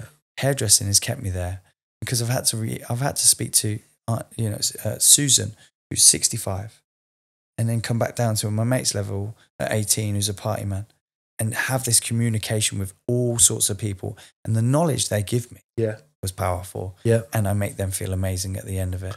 And I share my story with them and they become my family. So I've got a massive extended family. Now, I don't know if you've thought about my funeral a lot. You ever think about your funeral? Who would be there? Who's standing by there? What would they say about you? Yeah. So I thought about this not long back, and I thought that one of the things that was going to be a common theme for me is if I had my funeral now, everyone would turn up and go, oh, he fucking tried. He tried. He kept trying. And now he's dead. But for me, I don't know why we laugh at that. It's a bit like, it's funny because probably laugh. I want to know that when I die, they say the same thing. He tried, and he fucking did it. He fucking did it. Yeah, I don't care whether it's not the financial value that comes with it. It's the fact that I got what I set out to get, being exactly who I am. Yeah, no manipulation, no fucking shady shit, no bullshit. Like, I built this from zero, and the day that me and my business partner have got an out of our company, we know what we're doing, and we've got a plan to get there. And I'm 35. I reckon it'll probably take 10 years if I get to that point. If I can do it sooner, great. But the day that I get to do that, I'm not going to stop. Yeah, I'm out, and then next thing, because that's who I am. And that's what I want to be remembered for. Like, fucking hell, he did all right, didn't he? He was the guy that was in the pub with no money, sniffing every weekend, like, that couldn't manage his entire life. He just couldn't do it. He was a useless idiot, but he had more heart than you could even fathom. Like, and I trust myself with and he's that. a good person. I knew that deep down I am a good person, but my behaviour doesn't exhibit that at times. It hasn't, because like when you're borrowing money because you're skint and you're like, oh, gives 50 quid, or you're ringing the dick, can I have 3 for 100 and I'll pay you next week. And then before you know it, you've got loads of people chasing you for money, and then you're like, oh, might as well carry on. Like I made a massive mess. Yeah. Over years of making a mess means that, like, it's not like, if you were cleaning, if you like, let's say you had a party house, and you rented it out for the weekend, and you go in, it might be in a bit of a mess if they didn't clean up. But if it was going to be a party house and no one cleaned it up for 10 years, it's going to be a fucking shithole crack den, isn't it? Absolutely. Like, and that's where my life got to. It was a shithole crack den. The pinnacle. Like the greatest version of shit you could possibly, like, and I don't say that lightly. Like, and I've taken pride. And like part of something I've been working on is like a bit of a personal development course that I've been asked to do my first speaking gig in a while for Nissan next week. Excellent. Which is nice. But I built a personal development course a little while ago just based on my own experience. And one of the things that I've put in there for a framework is like this analogy of like the house. So the house, if you were buying a house to live in it, right? And you had an unlimited budget, which we all have inside us, the house is you, and your bedroom is the relationship with your partner, and your kid's bedroom is your relationship with your kids, and the bathroom is how you look after yourself and your relationship with yourself. The kitchen's how you feed yourself and what active role you play in the household. And the living room's how you relax. The loft is where all the fucking shit is that you've got to clear out. You're going to make a nice space up there and have that as a route. Like, who knows? So the analogy for me is that, like, if you're going to buy a house, you're going to renovate it, you don't just start, right? You go around every room and you would make an itinerary, right? The kitchen, I want a new floor. I want to pull all these things out. I've noticed a damp spot up there. There's probably a leak then. So then what you would do is you would list out all the things that you were going to do in the kitchen. You would then define which bits you need help with. Yeah, you'd get the people in to help with that. The rest of the stuff that you wanted to do yourself, you do yourself or try. Yeah. You know, and when you look at things objectively like that, like, how do I want my life to look? If I'm renovating this house to be everything that I want it to be, am I going to do it according to budget, or am I going to extend my budget by working hard? You know what I mean? Your budget is your effort. Yeah, and the effort you put into your relationship or your kids or your fucking health and well-being, you will yield results. People aren't shredded with six packs because they, like Dan Jones, you know, Dan Jones, PT, every time I look at him, Geezer's in unbelievable shape. He lives with me. Does he? It's my housemate. He's amazing. He's got my room. He's a good lad. I love him. But he's not in that shape by accident. He does the work, he eats the food, he does the stuff. Yeah. Yeah, that's how you get that. If you want the business comes with doing the work, creating the business, having the staff, the vision. The vision, right? Anything requires that. But if you don't get in a plane and go, right, I'm going to go to Tenerife. Where's that? I don't know. Just point it that way and go. You have to have a clear plan. You know, just need to what route you're taking, what time you're setting off, what time you're getting back. You know what I mean? I'm going to make it. There is a lot of things of just giving it a chance and giving it a go. Well, you could fly a plane naturally. Maybe you're going a bit off piste. But you would, if you took the time to figure out where you're going, you're still going to end up there, right? You might go the fucking long way. I did a lot of winging it. Yeah, a lot of winging it. Yeah. It's all winging it, isn't it? Yeah. And a lot of people, when I didn't think I was good enough, just giving it a go. Just give it a go. There's those times where I think a lot of people fail because they're scared of failing. I'm not scared of failing. I throw myself straight at it. Yeah, man. I'm not scared of getting in that ring in front of 800 of my friends and failing. I wasn't scared of that. I was scared of not performing for me. Not have I done enough in that ring to box this man who's, you know, a scaffolder, just come out of prison. Brilliant. And I'm going to go and fight this geezer. Yeah, and I gave it my all. But I did the work.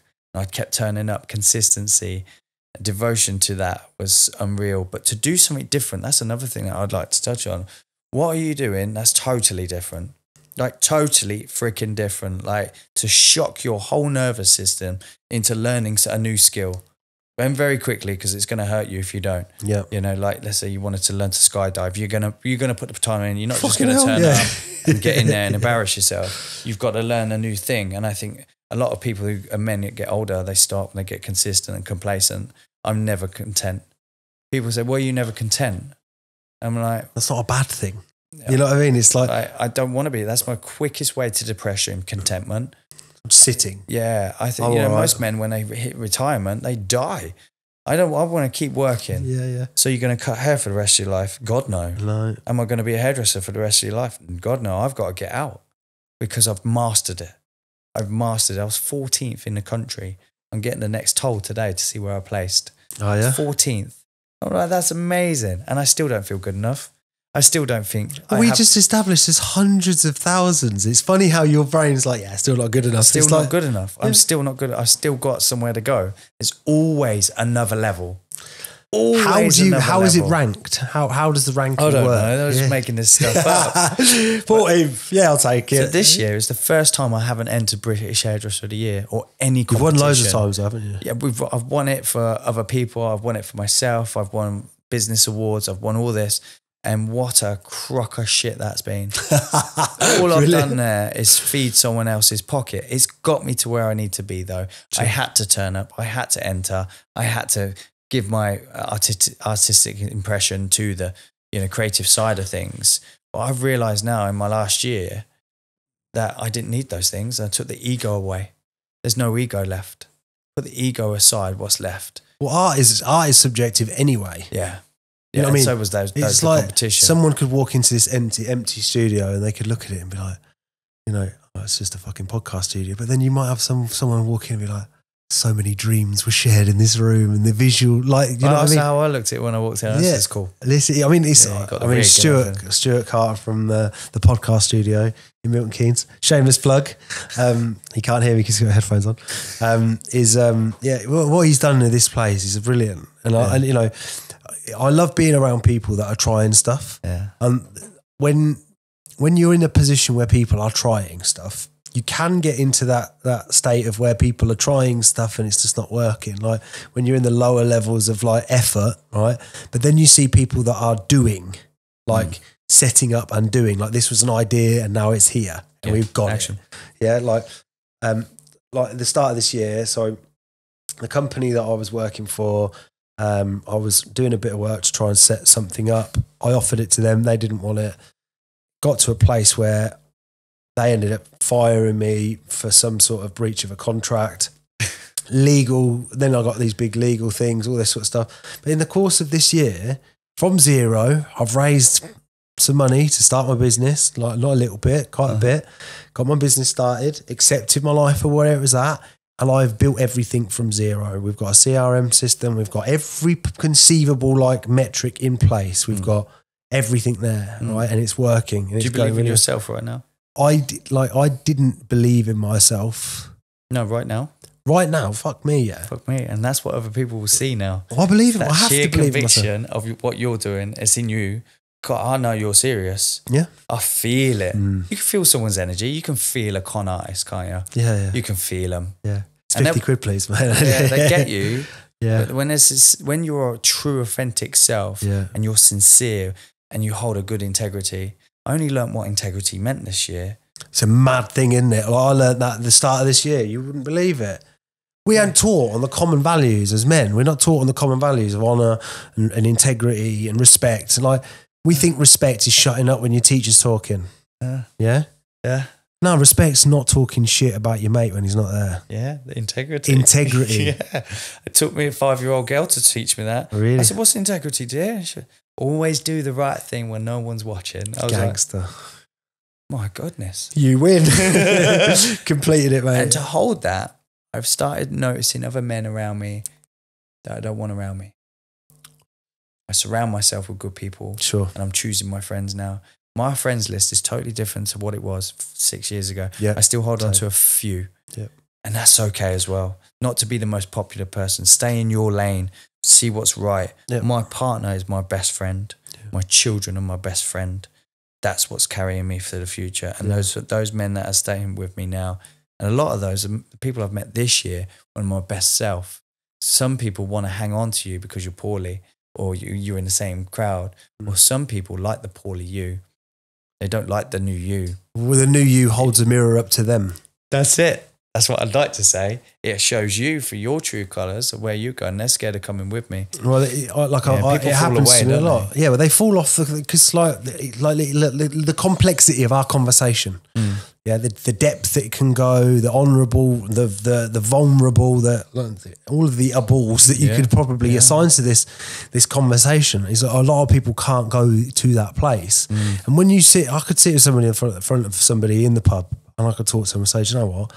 Like, you might think I know everything about everything, and you might think I'm fucking this guy and he's got a podcast and a business and all that shit. I have no idea what I'm doing. And I am just turning up every day. And I wake up in the morning and I think, yeah, I'm going to keep going. Like, fucking hell, I've exposed who I am to the world for what I am trying to be. Healing. And I am healing myself by going, do you know what? If you don't like me, eat a massive dick and go somewhere else, right? Probably would say they're not your people. Yeah, they're not my people, they're man. not your people. My people are my okay. people. And when I've got my people, I like my people because I can be me. Yes, I will not rot in myself by being what I think you need me to be. But when you leave here, you're not. Yeah. I'm like, oh, do you like me? Do you like me? Yeah. They're like, no, they're right, I'm eating pizza. Like, I don't even care. And I'm like, yeah, but do you like me? Like, it's just too much. Get to that space. That's a good space. It's liberating when you go, like, when I'm in the gym, right? My moments for me are in the gym, right? And I've got a very specific music I listen to. It's weird as fuck, but I'm completely okay with it, right? And I've got my headphones in the gym and I'll be dancing around. It'll be 5 o'clock in the morning and I don't give a shit. Yeah, I do not care. And it's so liberating because dancing for me ain't a thing that I do. You put me to a party, I am dancing, but in the gym, I'll have a little scoot about, I'm enjoying myself. I don't care who's watching, because it's me. I'm expressing the thing that feels all right to me, and the only thing that's uncomfortable in this is how you feel about it. Does that make sense? I'm dancing about in the gym. What are you doing, mate? Why is it not all right for you? Or a queue somewhere. Yeah. You know, you're queuing up to the aeroplane, you have a little bop to your headphones. Yeah, I love it, man. And people, and the thing is, there comes to a point where people are looking at you with envy. Yeah. And they go, I want a bit of what he's got. Yeah. It's free as well. It's free. Yeah. To lose yourself, to be playful is a beautiful thing. Like in my men's groups, we roar. Roar like that's lions. hard to do though. And then you got to be all feminine. Oh my God. Well, not in front of a load of men. We're going to be feminine. I'm accidentally feminine. Yeah. Well, I think the balance between masculine and feminine is a powerful man. I mean, look how I'm sat. Like, look, I'm mirroring you as well. Right? Like, I've mirrored you. I've mirrored you. Look. Feminine for me, right? So my feminine element is something I'm not ashamed of, right? I can be soft. I can be delicate. We can go deep. I want to talk. I'll talk for hours. Like, I want to talk about all things. I want to know someone intimately. Yeah. That's my feminine, yeah? The masculine is like, if something happens at all, I will protect you with every fibre of my being. Yeah. I will give everything I am to this pursuit of my life. That masculinity for me is like picking up the phone, making the calls you don't want to make, going to the gym, training when you don't want to eat. Like, for me, parenting as a dad, like, I wasn't, the structure of my upbringing was very different. It was very antiquated roles. Mum did all things in the house. Like, don't get me wrong, that would be a lovely thing to do. But these day and age, I take care of all things. Yeah, cook, clean. I'm on top of all things. Yeah, and that's how I take care of my someone shit. else to do that now. Yeah, well, soon, mate. Soon. There was a thing. I don't want to waste my time doing shit like that. Like, yes, the effort is great, but also, like, for what, 75 quid a week? Somebody come and do it for me? Yes, please. Yes, like, please. one day. Or you're busy doing something else. Yeah. Only do that when you can, like, physically. Okay, how much do I pay them? How much can I earn for that hour? How much can I pay someone for that hour? Yeah. That's how business happened for me. Yeah. Is that I couldn't read and write. I couldn't do my accountancy. You know, it's not that I couldn't. I just didn't want to. Yeah. I'm good at this. I'm good at this bit. I need to be better at this bit. Yeah. And then I need recruits and I need these people. And those jobs now, I have an accountancy. I have this one, I have this person, I have this person, I have this person. Soon enough, you got a business. And that was incredible. So I had a goal. I manifested this dream of having the salon that I've got now. Oh, it's beautiful. Which I own outright. I own it. It's mine. There's no lease. Nobody to govern me. I'm not very good with people governing Yeah, me, leadership. Yeah. let alone my wife doing it to me or my children having a hold on me. So I always knew that was my destination. Now, my destination was to have You own that outright. Outright. Mortgage free, unencumbered. Done. Gangster Deal. shit. Done. And I couldn't afford it. I had to then convince other people to buy it with me. And that was like, how believable are you? That's what I said. Do you really believe in yourself? I really believed I could make this work. And I didn't have enough to do it. You got lots of chairs in there, haven't you? 40. 40 chairs? 40 chairs. We've got Academy. We've got the restaurant in the Garden New Ovos with Stuart Wright. That's yours? That's not mine, it's Stuart's. We own the complex, and that we all came in together. It was shut. It was the Even gates the lease on, that then pays well, yeah, right? that was, it just happened. And I couldn't afford all the way whole up to the end? Yeah, so you've got the alleyway and then the big building. So you've got the Nuovo at the back. Yeah, and that's that bit there. That bit there, and then the salon and to the big the right, building, yeah. Okay. So we managed to buy it. Somehow, somewhere, we just knew we had to give it a go and keep going towards that dream. If the dream isn't going to be a reality, it will tell you at some point. I would have been more disappointed not chasing it. I've got another dream now, now I've done that. I've got to British Hairdresser #1. I've done 2 seasons of Body Fixers. You know, I completed fucking Netflix. Like, what a tick. That came at the right time. Amazing. When I was down on my ass, turned the TV on, my face pops up, and I was like, am I tripping balls? Because they didn't tell me. Really? And then next thing you know, I'm on fucking Netflix. Someone's just good. thrown me another bone. Now get up. Go. You Really? haven't lost everything, Daniel. Yes, your salon's shut, but you can still do this. So I went online. I started teaching online for free. And then people came and that started paying my bills. There's always another way. Are you willing How long to get ago there? was this? That was COVID. Really? Oh, because they shut everything down. Oh, didn't they? shut, man. I had my arms cut behind my head, cut off. You know, that was horrible for a hairdresser. Horrible. Did they? Because it was I communicate- everyone was self-employed as well, were they?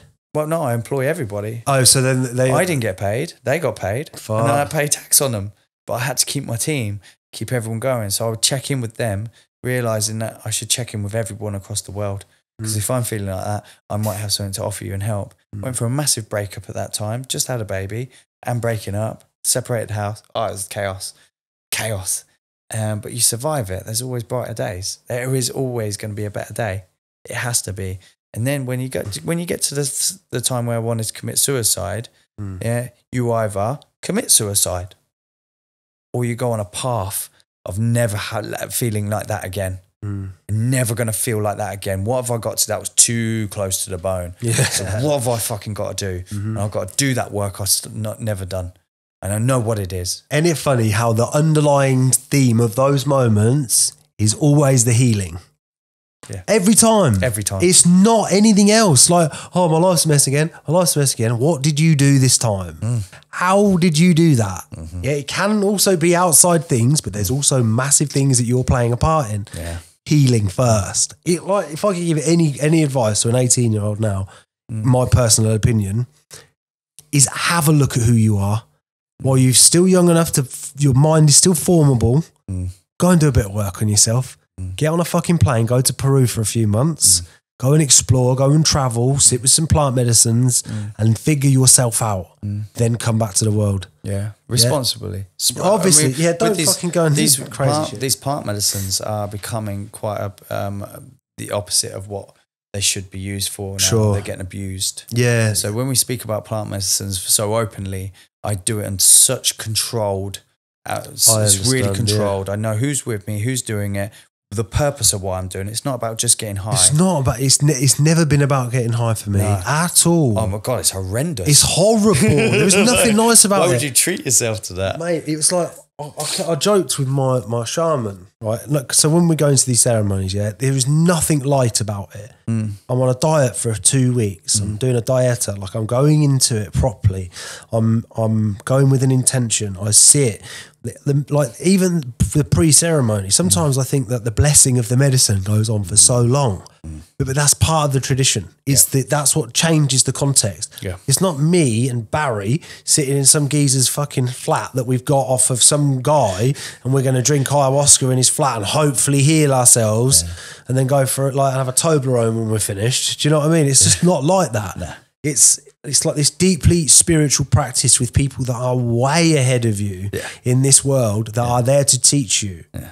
Like one of the worst ones I had, right? So for hours and hours and hours, I've had this horrible experience, yeah? And it was like, and we went deep. It was a one-to-one ceremony, which is normally there's like 10 or 15 of us. It was a one-to-one ceremony. It was horrible, right? Yeah. But every shake of the chikapa was for me. Every Ikaro, like they do Ikaros chanting and stuff like that, every single syllable was for me. It was all for me. Yeah. And I went to this horrible place where the medicine showed me how I really felt about myself. And it was like this horrible, like you're the most, like one of the visions was, I was the most disgusting human being on the planet. Like everybody, do you know, like something really bad comes out in the paper and everyone's just like Ian Huntley level there. Yeah. But I come out as this fucking horrible man who like done drugs and like just like this horrible sequence of things. And it was just like the whole world wanted me to die. Yeah. And it got to a point where even in the trip, it was like not the trip but the journey. It was like even my own family, they were like, we don't act like it got to a point where they weren't even bothered like that I was wanted to kill myself. They were like, it doesn't even matter that you exist anymore. Kill yourself or not. You are no longer part of our lineage. That was the depth of the experience. To me, that's not a fun thing to do. It was a horrible place to visit. And that took me months to process that.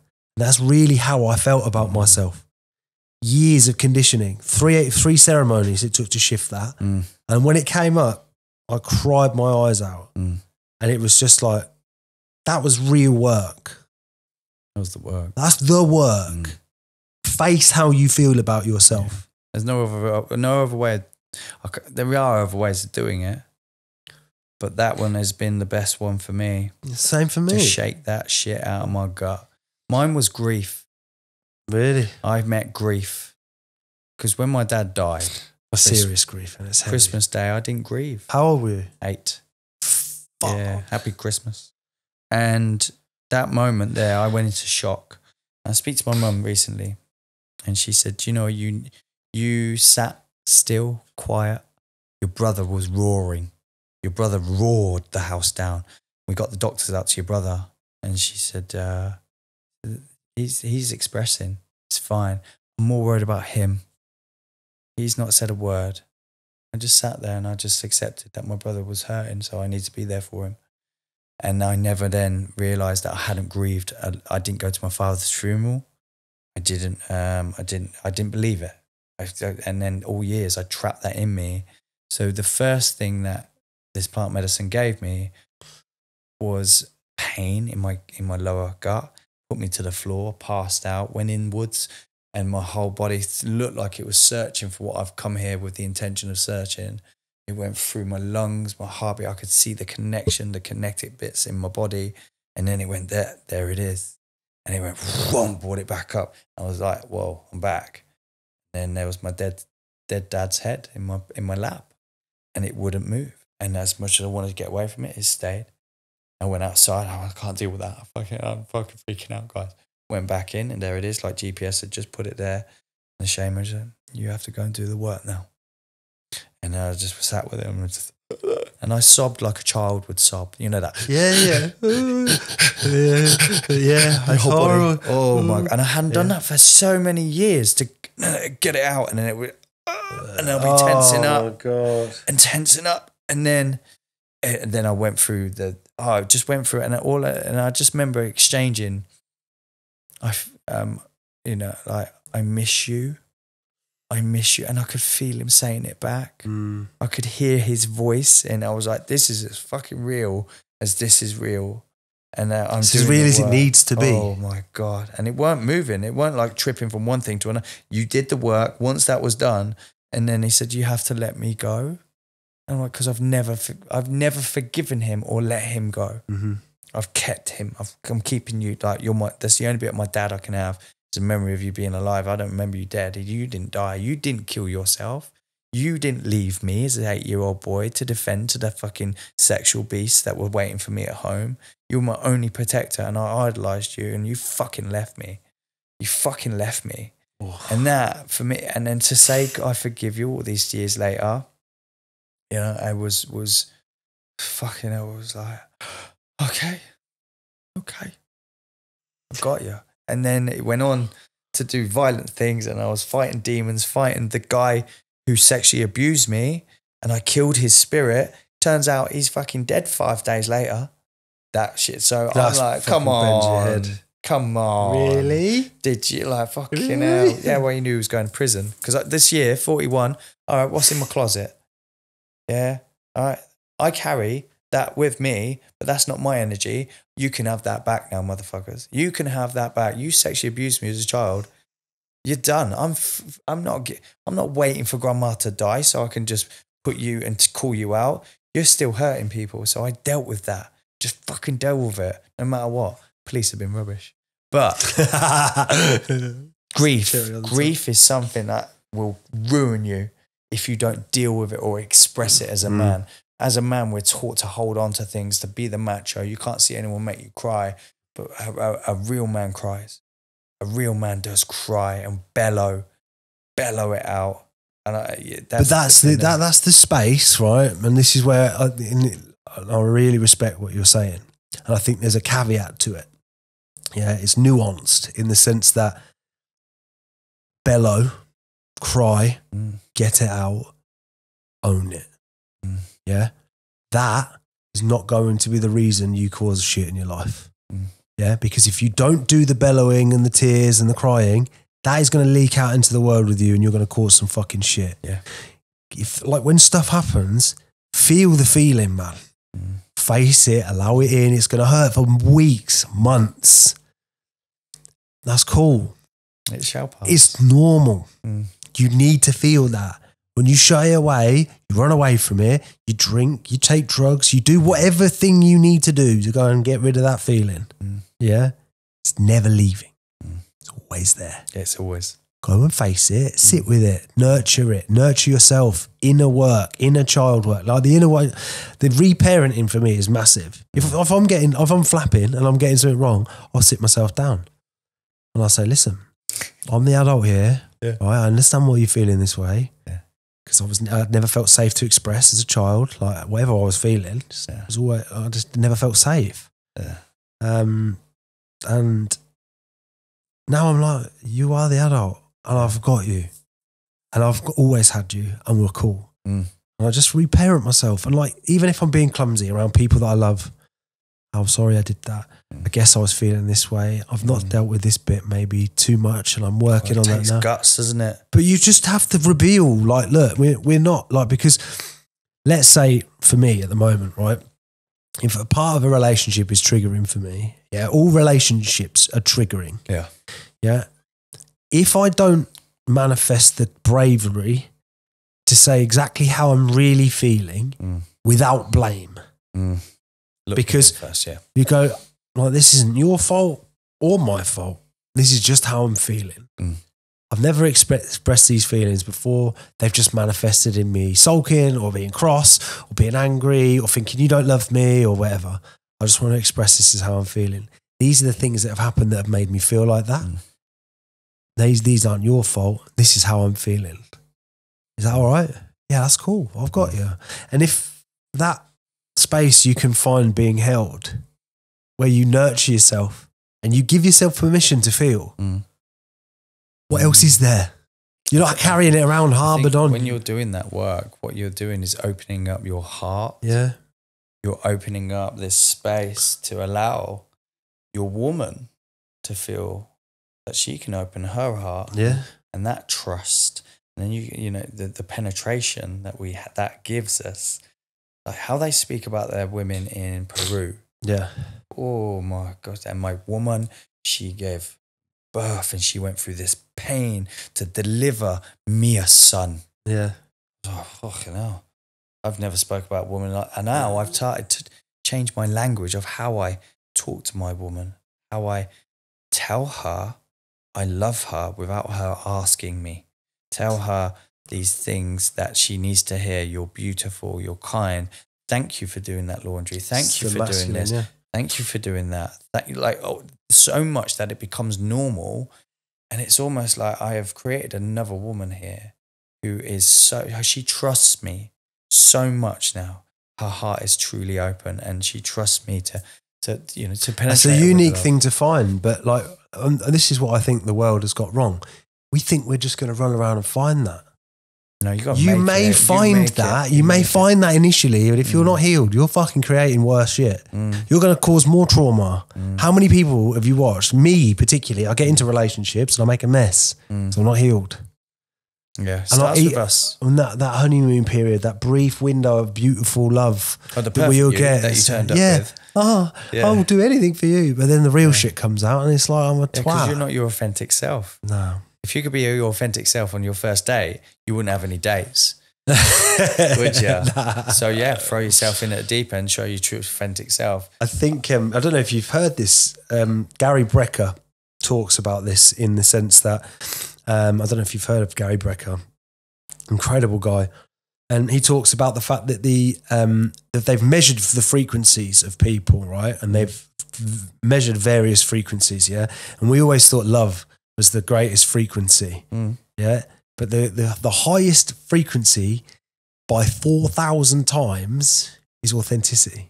Yeah. Your greatest ability to admit the highest frequency is being authentic. When your authentic self. Mad, isn't it? Yeah. But I'm only being my authentic self now because I like myself. Yeah. Because I'm not doing those things I didn't like about myself. But you don't feel the shame that you felt towards the feelings that you had because, that's not who I am. I'm just feeling that because they did that to me 25 years ago. Yeah. Or this happened to me then. Like, that's that feeling. Yeah. She's not abandoned you. Yeah, just because she don't want to sleep with you tonight, she's not abandon you. And the rejection and the pain, it's I don't like that. I don't like that. But that rejection, it's an abandonment. Yeah. It's a wound. Yeah. Why me? Don't you love me? If you think about it, like a child, like you should be able to be rejected. Abandonment is massive, isn't it? Am I not good enough? Don't you love me? You're the only thing in the world that I need. Do you love me? Come on, please. Do you ever get annoyed? Like, my partner will get annoyed. Or I'll get annoyed when she's saying, do you love me? Do you love me? And this. And I'll get slightly annoyed because I'm like, am I not showing you enough love? Hang on, Dan. What was that? Yeah. Do you know what I mean? Like, catch yourself. Have a word with yourself and just tell her what she needs to hear. It's hard, isn't it? It's hard. Like, so all relationships are hard. Don't get it wrong. Don't get me wrong. But so everybody needs love and attention in a specific way. And for us to find what your partner's way is the magic, because you can nurture that and you eliminate the questions. Oh yeah, that's it. If you nurture that, you eliminate the question. If she's nagging you for these things, eliminate the nagging by going, why does she need that? What didn't she get? And how can I bridge that gap for her? Because it goes back to that point I made earlier. Like, if you want them to exhibit behaviors that you need from them, you have to manifest the behaviors that they need from you. And you have to learn that person in order to give them the behavior. And it's not like merit. It's not like, here's a treat. It's like, look, I love you enough to really try. And if I do that, your effort's your thing. I'm not going to expect. And then when that comes back, you go, oh, that was good. That's what I needed. Yeah. It's a nice place to be. It's like we pay. Hold on, mate. We pay into the synergy. You have to pay into the synergy. You invest in a relationship. A relationship is like, the Disney movies have made this bullshit representation that some princess in a fucking tower is going to wait for this geezer on a horse to turn up and fucking save her from her long old hair. You know what I mean? What's actually going to happen is two of you are going to bump into each other at some point in time, and you're going to have to figure out how to treat each other. Yeah. And you're going to have to decide that person is going to be good enough for you to give that effort. And that's what we struggle with, because women innately with men will put the effort in. Men are normally traumatized and wounded, walking around making a mess, I would class. Like I know more traumatized women from lads that have started sleeping with them, got them pregnant, can't stop sniffing and drinking, keep disappearing off. They're pregnant at a thing that they're doing, which is the most complex thing a woman can do in terms of like physiologically, but also emotionally. They've waited for this moment forever, and you're ruining it. Yeah, you're ruining it. You're ruining that moment for them. When they want the strong masculine male, Scott, I've got you in this moment. I've got you. I've got you in this moment. Yeah. And how do you think they're going to treat you? Oh, he's my prince. Yeah, he is your prince because he fucking acted like a prince, treated you like royalty. Yeah. Not like some common slag from down the pub. Yeah. I hang out with men now that have and talk about their women lovely. Talk about other women really lovely. Yeah. I will not tolerate somebody that will be disgusting. Like, I don't like it anymore. Back in my day, we used to have banter about these things. And I'm careful on what information my brain receives. Yeah. Like, I will not have that. Right. And I will judge you on that as well, because that's me. And I will quickly make more assumptions now of who I want in my life and who I'm going to talk to. Yeah. Well, it's a raised level of awareness. The awareness now. Yeah, I feel like when I've healed myself to a certain point, I'm not healed. P.S. I have difficulties, right? But the work that I've done, it allows me to go, I can read this situation much better. Yeah. I can stand in a room now and I can look around and go, I can see you're hurting. I can see it in your face. Can you see that? I can see it. Yeah. Like, that's powerful. I can see the lot. But the thing is like sometimes you can't even encourage them to open up about it because the truth doesn't come out. It's the story. Yeah. The most dangerous thing that the human being has in order to eliminate themselves from the actual healing process is to continue to live in the story. Yeah. This happened, that, this, that. Fine. It doesn't define you. Doesn't define you. But what are you really feeling about it? The problem isn't that. It's how you're feeling about it. I felt abandoned. I felt lost. I felt abandoned in this moment. And I guess when I sat there, like, I was depressed and I was sad and I just wanted my mum to love me. Like, if you express the truth, not, well, he did this and she did that and they did this. It's like this long, horrible story that doesn't liberate you from your feelings because the story, in fact, enforces the narrative. That's why I'm like this, that there. Oh, that's horrible, that is. Yes, of course it's fucking horrible. I bet you've told people about your journey and everyone's like, fucking hell. I have too when, we talk about the car accident and stuff like that. It's like, fucking hell, I didn't know. It's like, yeah, but that's not the problem. They can't see that. It's me. In here is the problem. I never once rang my drug dealer and was like, oh, mum and daddy didn't love me. Can I have a few bags? I didn't even think about it. I'm just like, See, I never did drugs when I was sad. Didn't you? Never. Oh, no. But they cause the sadness. Oh, yeah. I always did it when I was on a high. I've had a good time. Let's carry on with the good time. I want to hold on to the good time. Yeah. And then know that I've got the crash coming. Yeah, it's weird. When I was sad, I'd just smoke weed. And just sit still and be calm and try and find something. All changing how you feel, though, We all had a coping mechanism. But quitting smoking was my best one. Taking a breath. Oh, that's a bit amazing. I quit as well. So I made the stupid transition because I didn't want to smell of smoke anymore because all of a sudden I thought that was weird when I was brought out smoking in fags in fucking pubs and that. Like you could sit in these smoky rooms. And now it's like someone walks in with a fag after a fag and I'm like, fucking hell. So I quit smoking, but then I got onto vaping and like that's even more dangerous. They're 10 times as strong and they're like I was smoking loads of them and I'll be in bed and I'll like wake up in the middle of the night and I'm like, trying to find my vape. Like trying to... They love it, don't they? Keep us addicted to something. Yeah, something, mate. I just like, strawberry death. You know what I mean?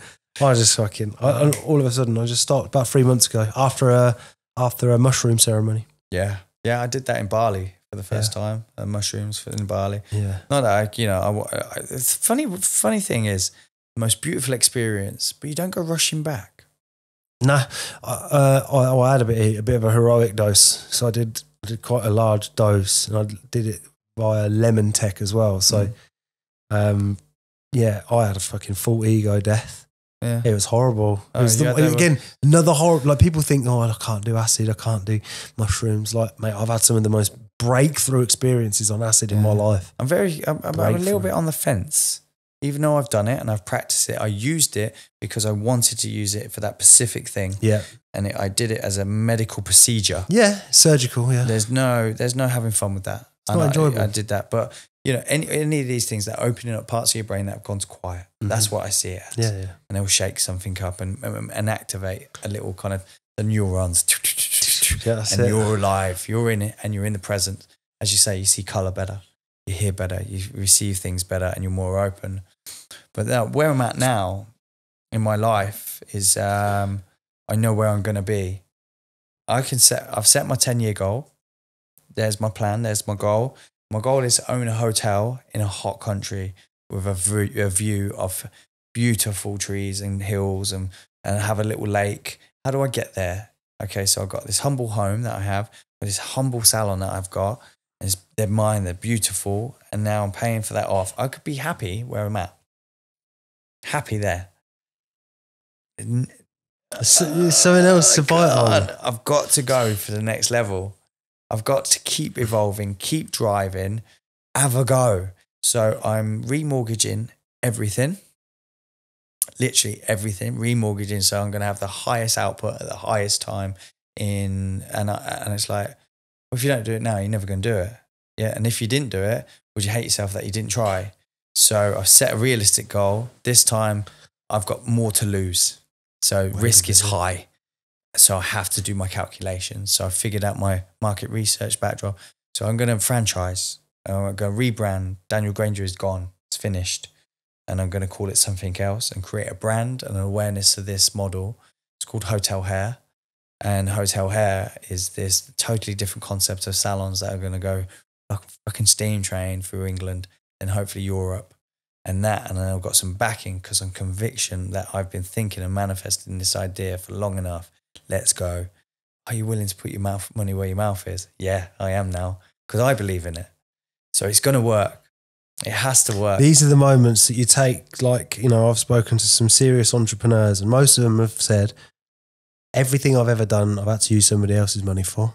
I've had to leverage other people's money, either whether that's the banks, whether that's a mortgage. Yeah. You have to leverage somebody else's money. Leverage trust. Yeah. But that leverage is leverage on your desires and your goals, but your capacity to execute against them. Mm-hmm. Like, that's where, like, I think is the most exciting thing. And look, I think we're getting close to wrap up time on this, but I just wanted to say that I wish you absolutely the best of luck with that. I would be interested to interview you again in a couple of years' time. See where I'm at. See where you're at. Yeah. See where this is at. Yeah. See where I'm at. See where you're at. Because that's the deal. I just love this stuff. Yeah. I love this stuff because it's about this day next year. This day next year, yeah. This day next year. Where do you want to be? Where do you want to? Where you should already know. I do know. I know. So where are you going to be? Five. I need at least 5 figures a month landing in my account. Okay. Yeah. I want to be at least 3 properties deep. So out in the market, and I want to be at least looking at my future gated property. That doesn't require much. It's all realistic. It's all realistic. If realistic. I can get to the position of the 10 a month minimum take home, a fucking beautiful house, bearing in mind that, you know, a beautiful house is going to need, you're probably going to need 2 or 3 a month for it. Yeah. Which is 30% of my income. Let's say I drop another couple of grand on the expenses of living there. So I put 50% of my income. If I can't live on 5 a month comfortably, I've got something wrong with me. You're quite generous to yourself there. You know I live on less. Do you? I live on a lot less. Do you? Yeah, a lot less. But you live nicely though. I live lovely. Yeah, I live lovely. I live lovely. Lovely. Lovely. I give away a lot. Good. Give away a huge amount of my wealth. Do you? A huge amount, yeah. That's so nice. And it's bit me on the ass a few times, but it gives me life. my people are my people. Yeah. You're coming with me. Yeah, that's nice. I'm not selfish at all. There's not a selfish bone in my body. We as people don't need loads. Like for me, the house, whatever the figures I've just quoted there are all circumstantial on rate and time and place and what deposit It's a I've nice got. goal, isn't it? But if you're not thinking, right, if that's the plan, then how am I going to get there? The 3 properties, I'm in finance. I work in that world. If I'm not figuring out a way to make money using other people's money, there's something wrong with me. I have business partners. I have associates. People want you to use their money. I have people around me that we are doing things. We're making investments. We're building a business out. Yeah. We have, like, where we're at in our journey. Every business that we speak to that utilize our facility, like, this is a fucking brilliant idea. This is a brilliant idea. And every company that we are in touch with, this is a great idea. It's a brilliant business. So we're like, right, well, they're all qualifying it. And then we've got some good income coming in now. So that's also qualifying it. So there's nothing to grumble about. I know I'm going to get there. So in a year's time, we'll have a little check-in. Yeah. Yeah? What day are we on? 20th of November. 20th of November. Deal. Little check-in.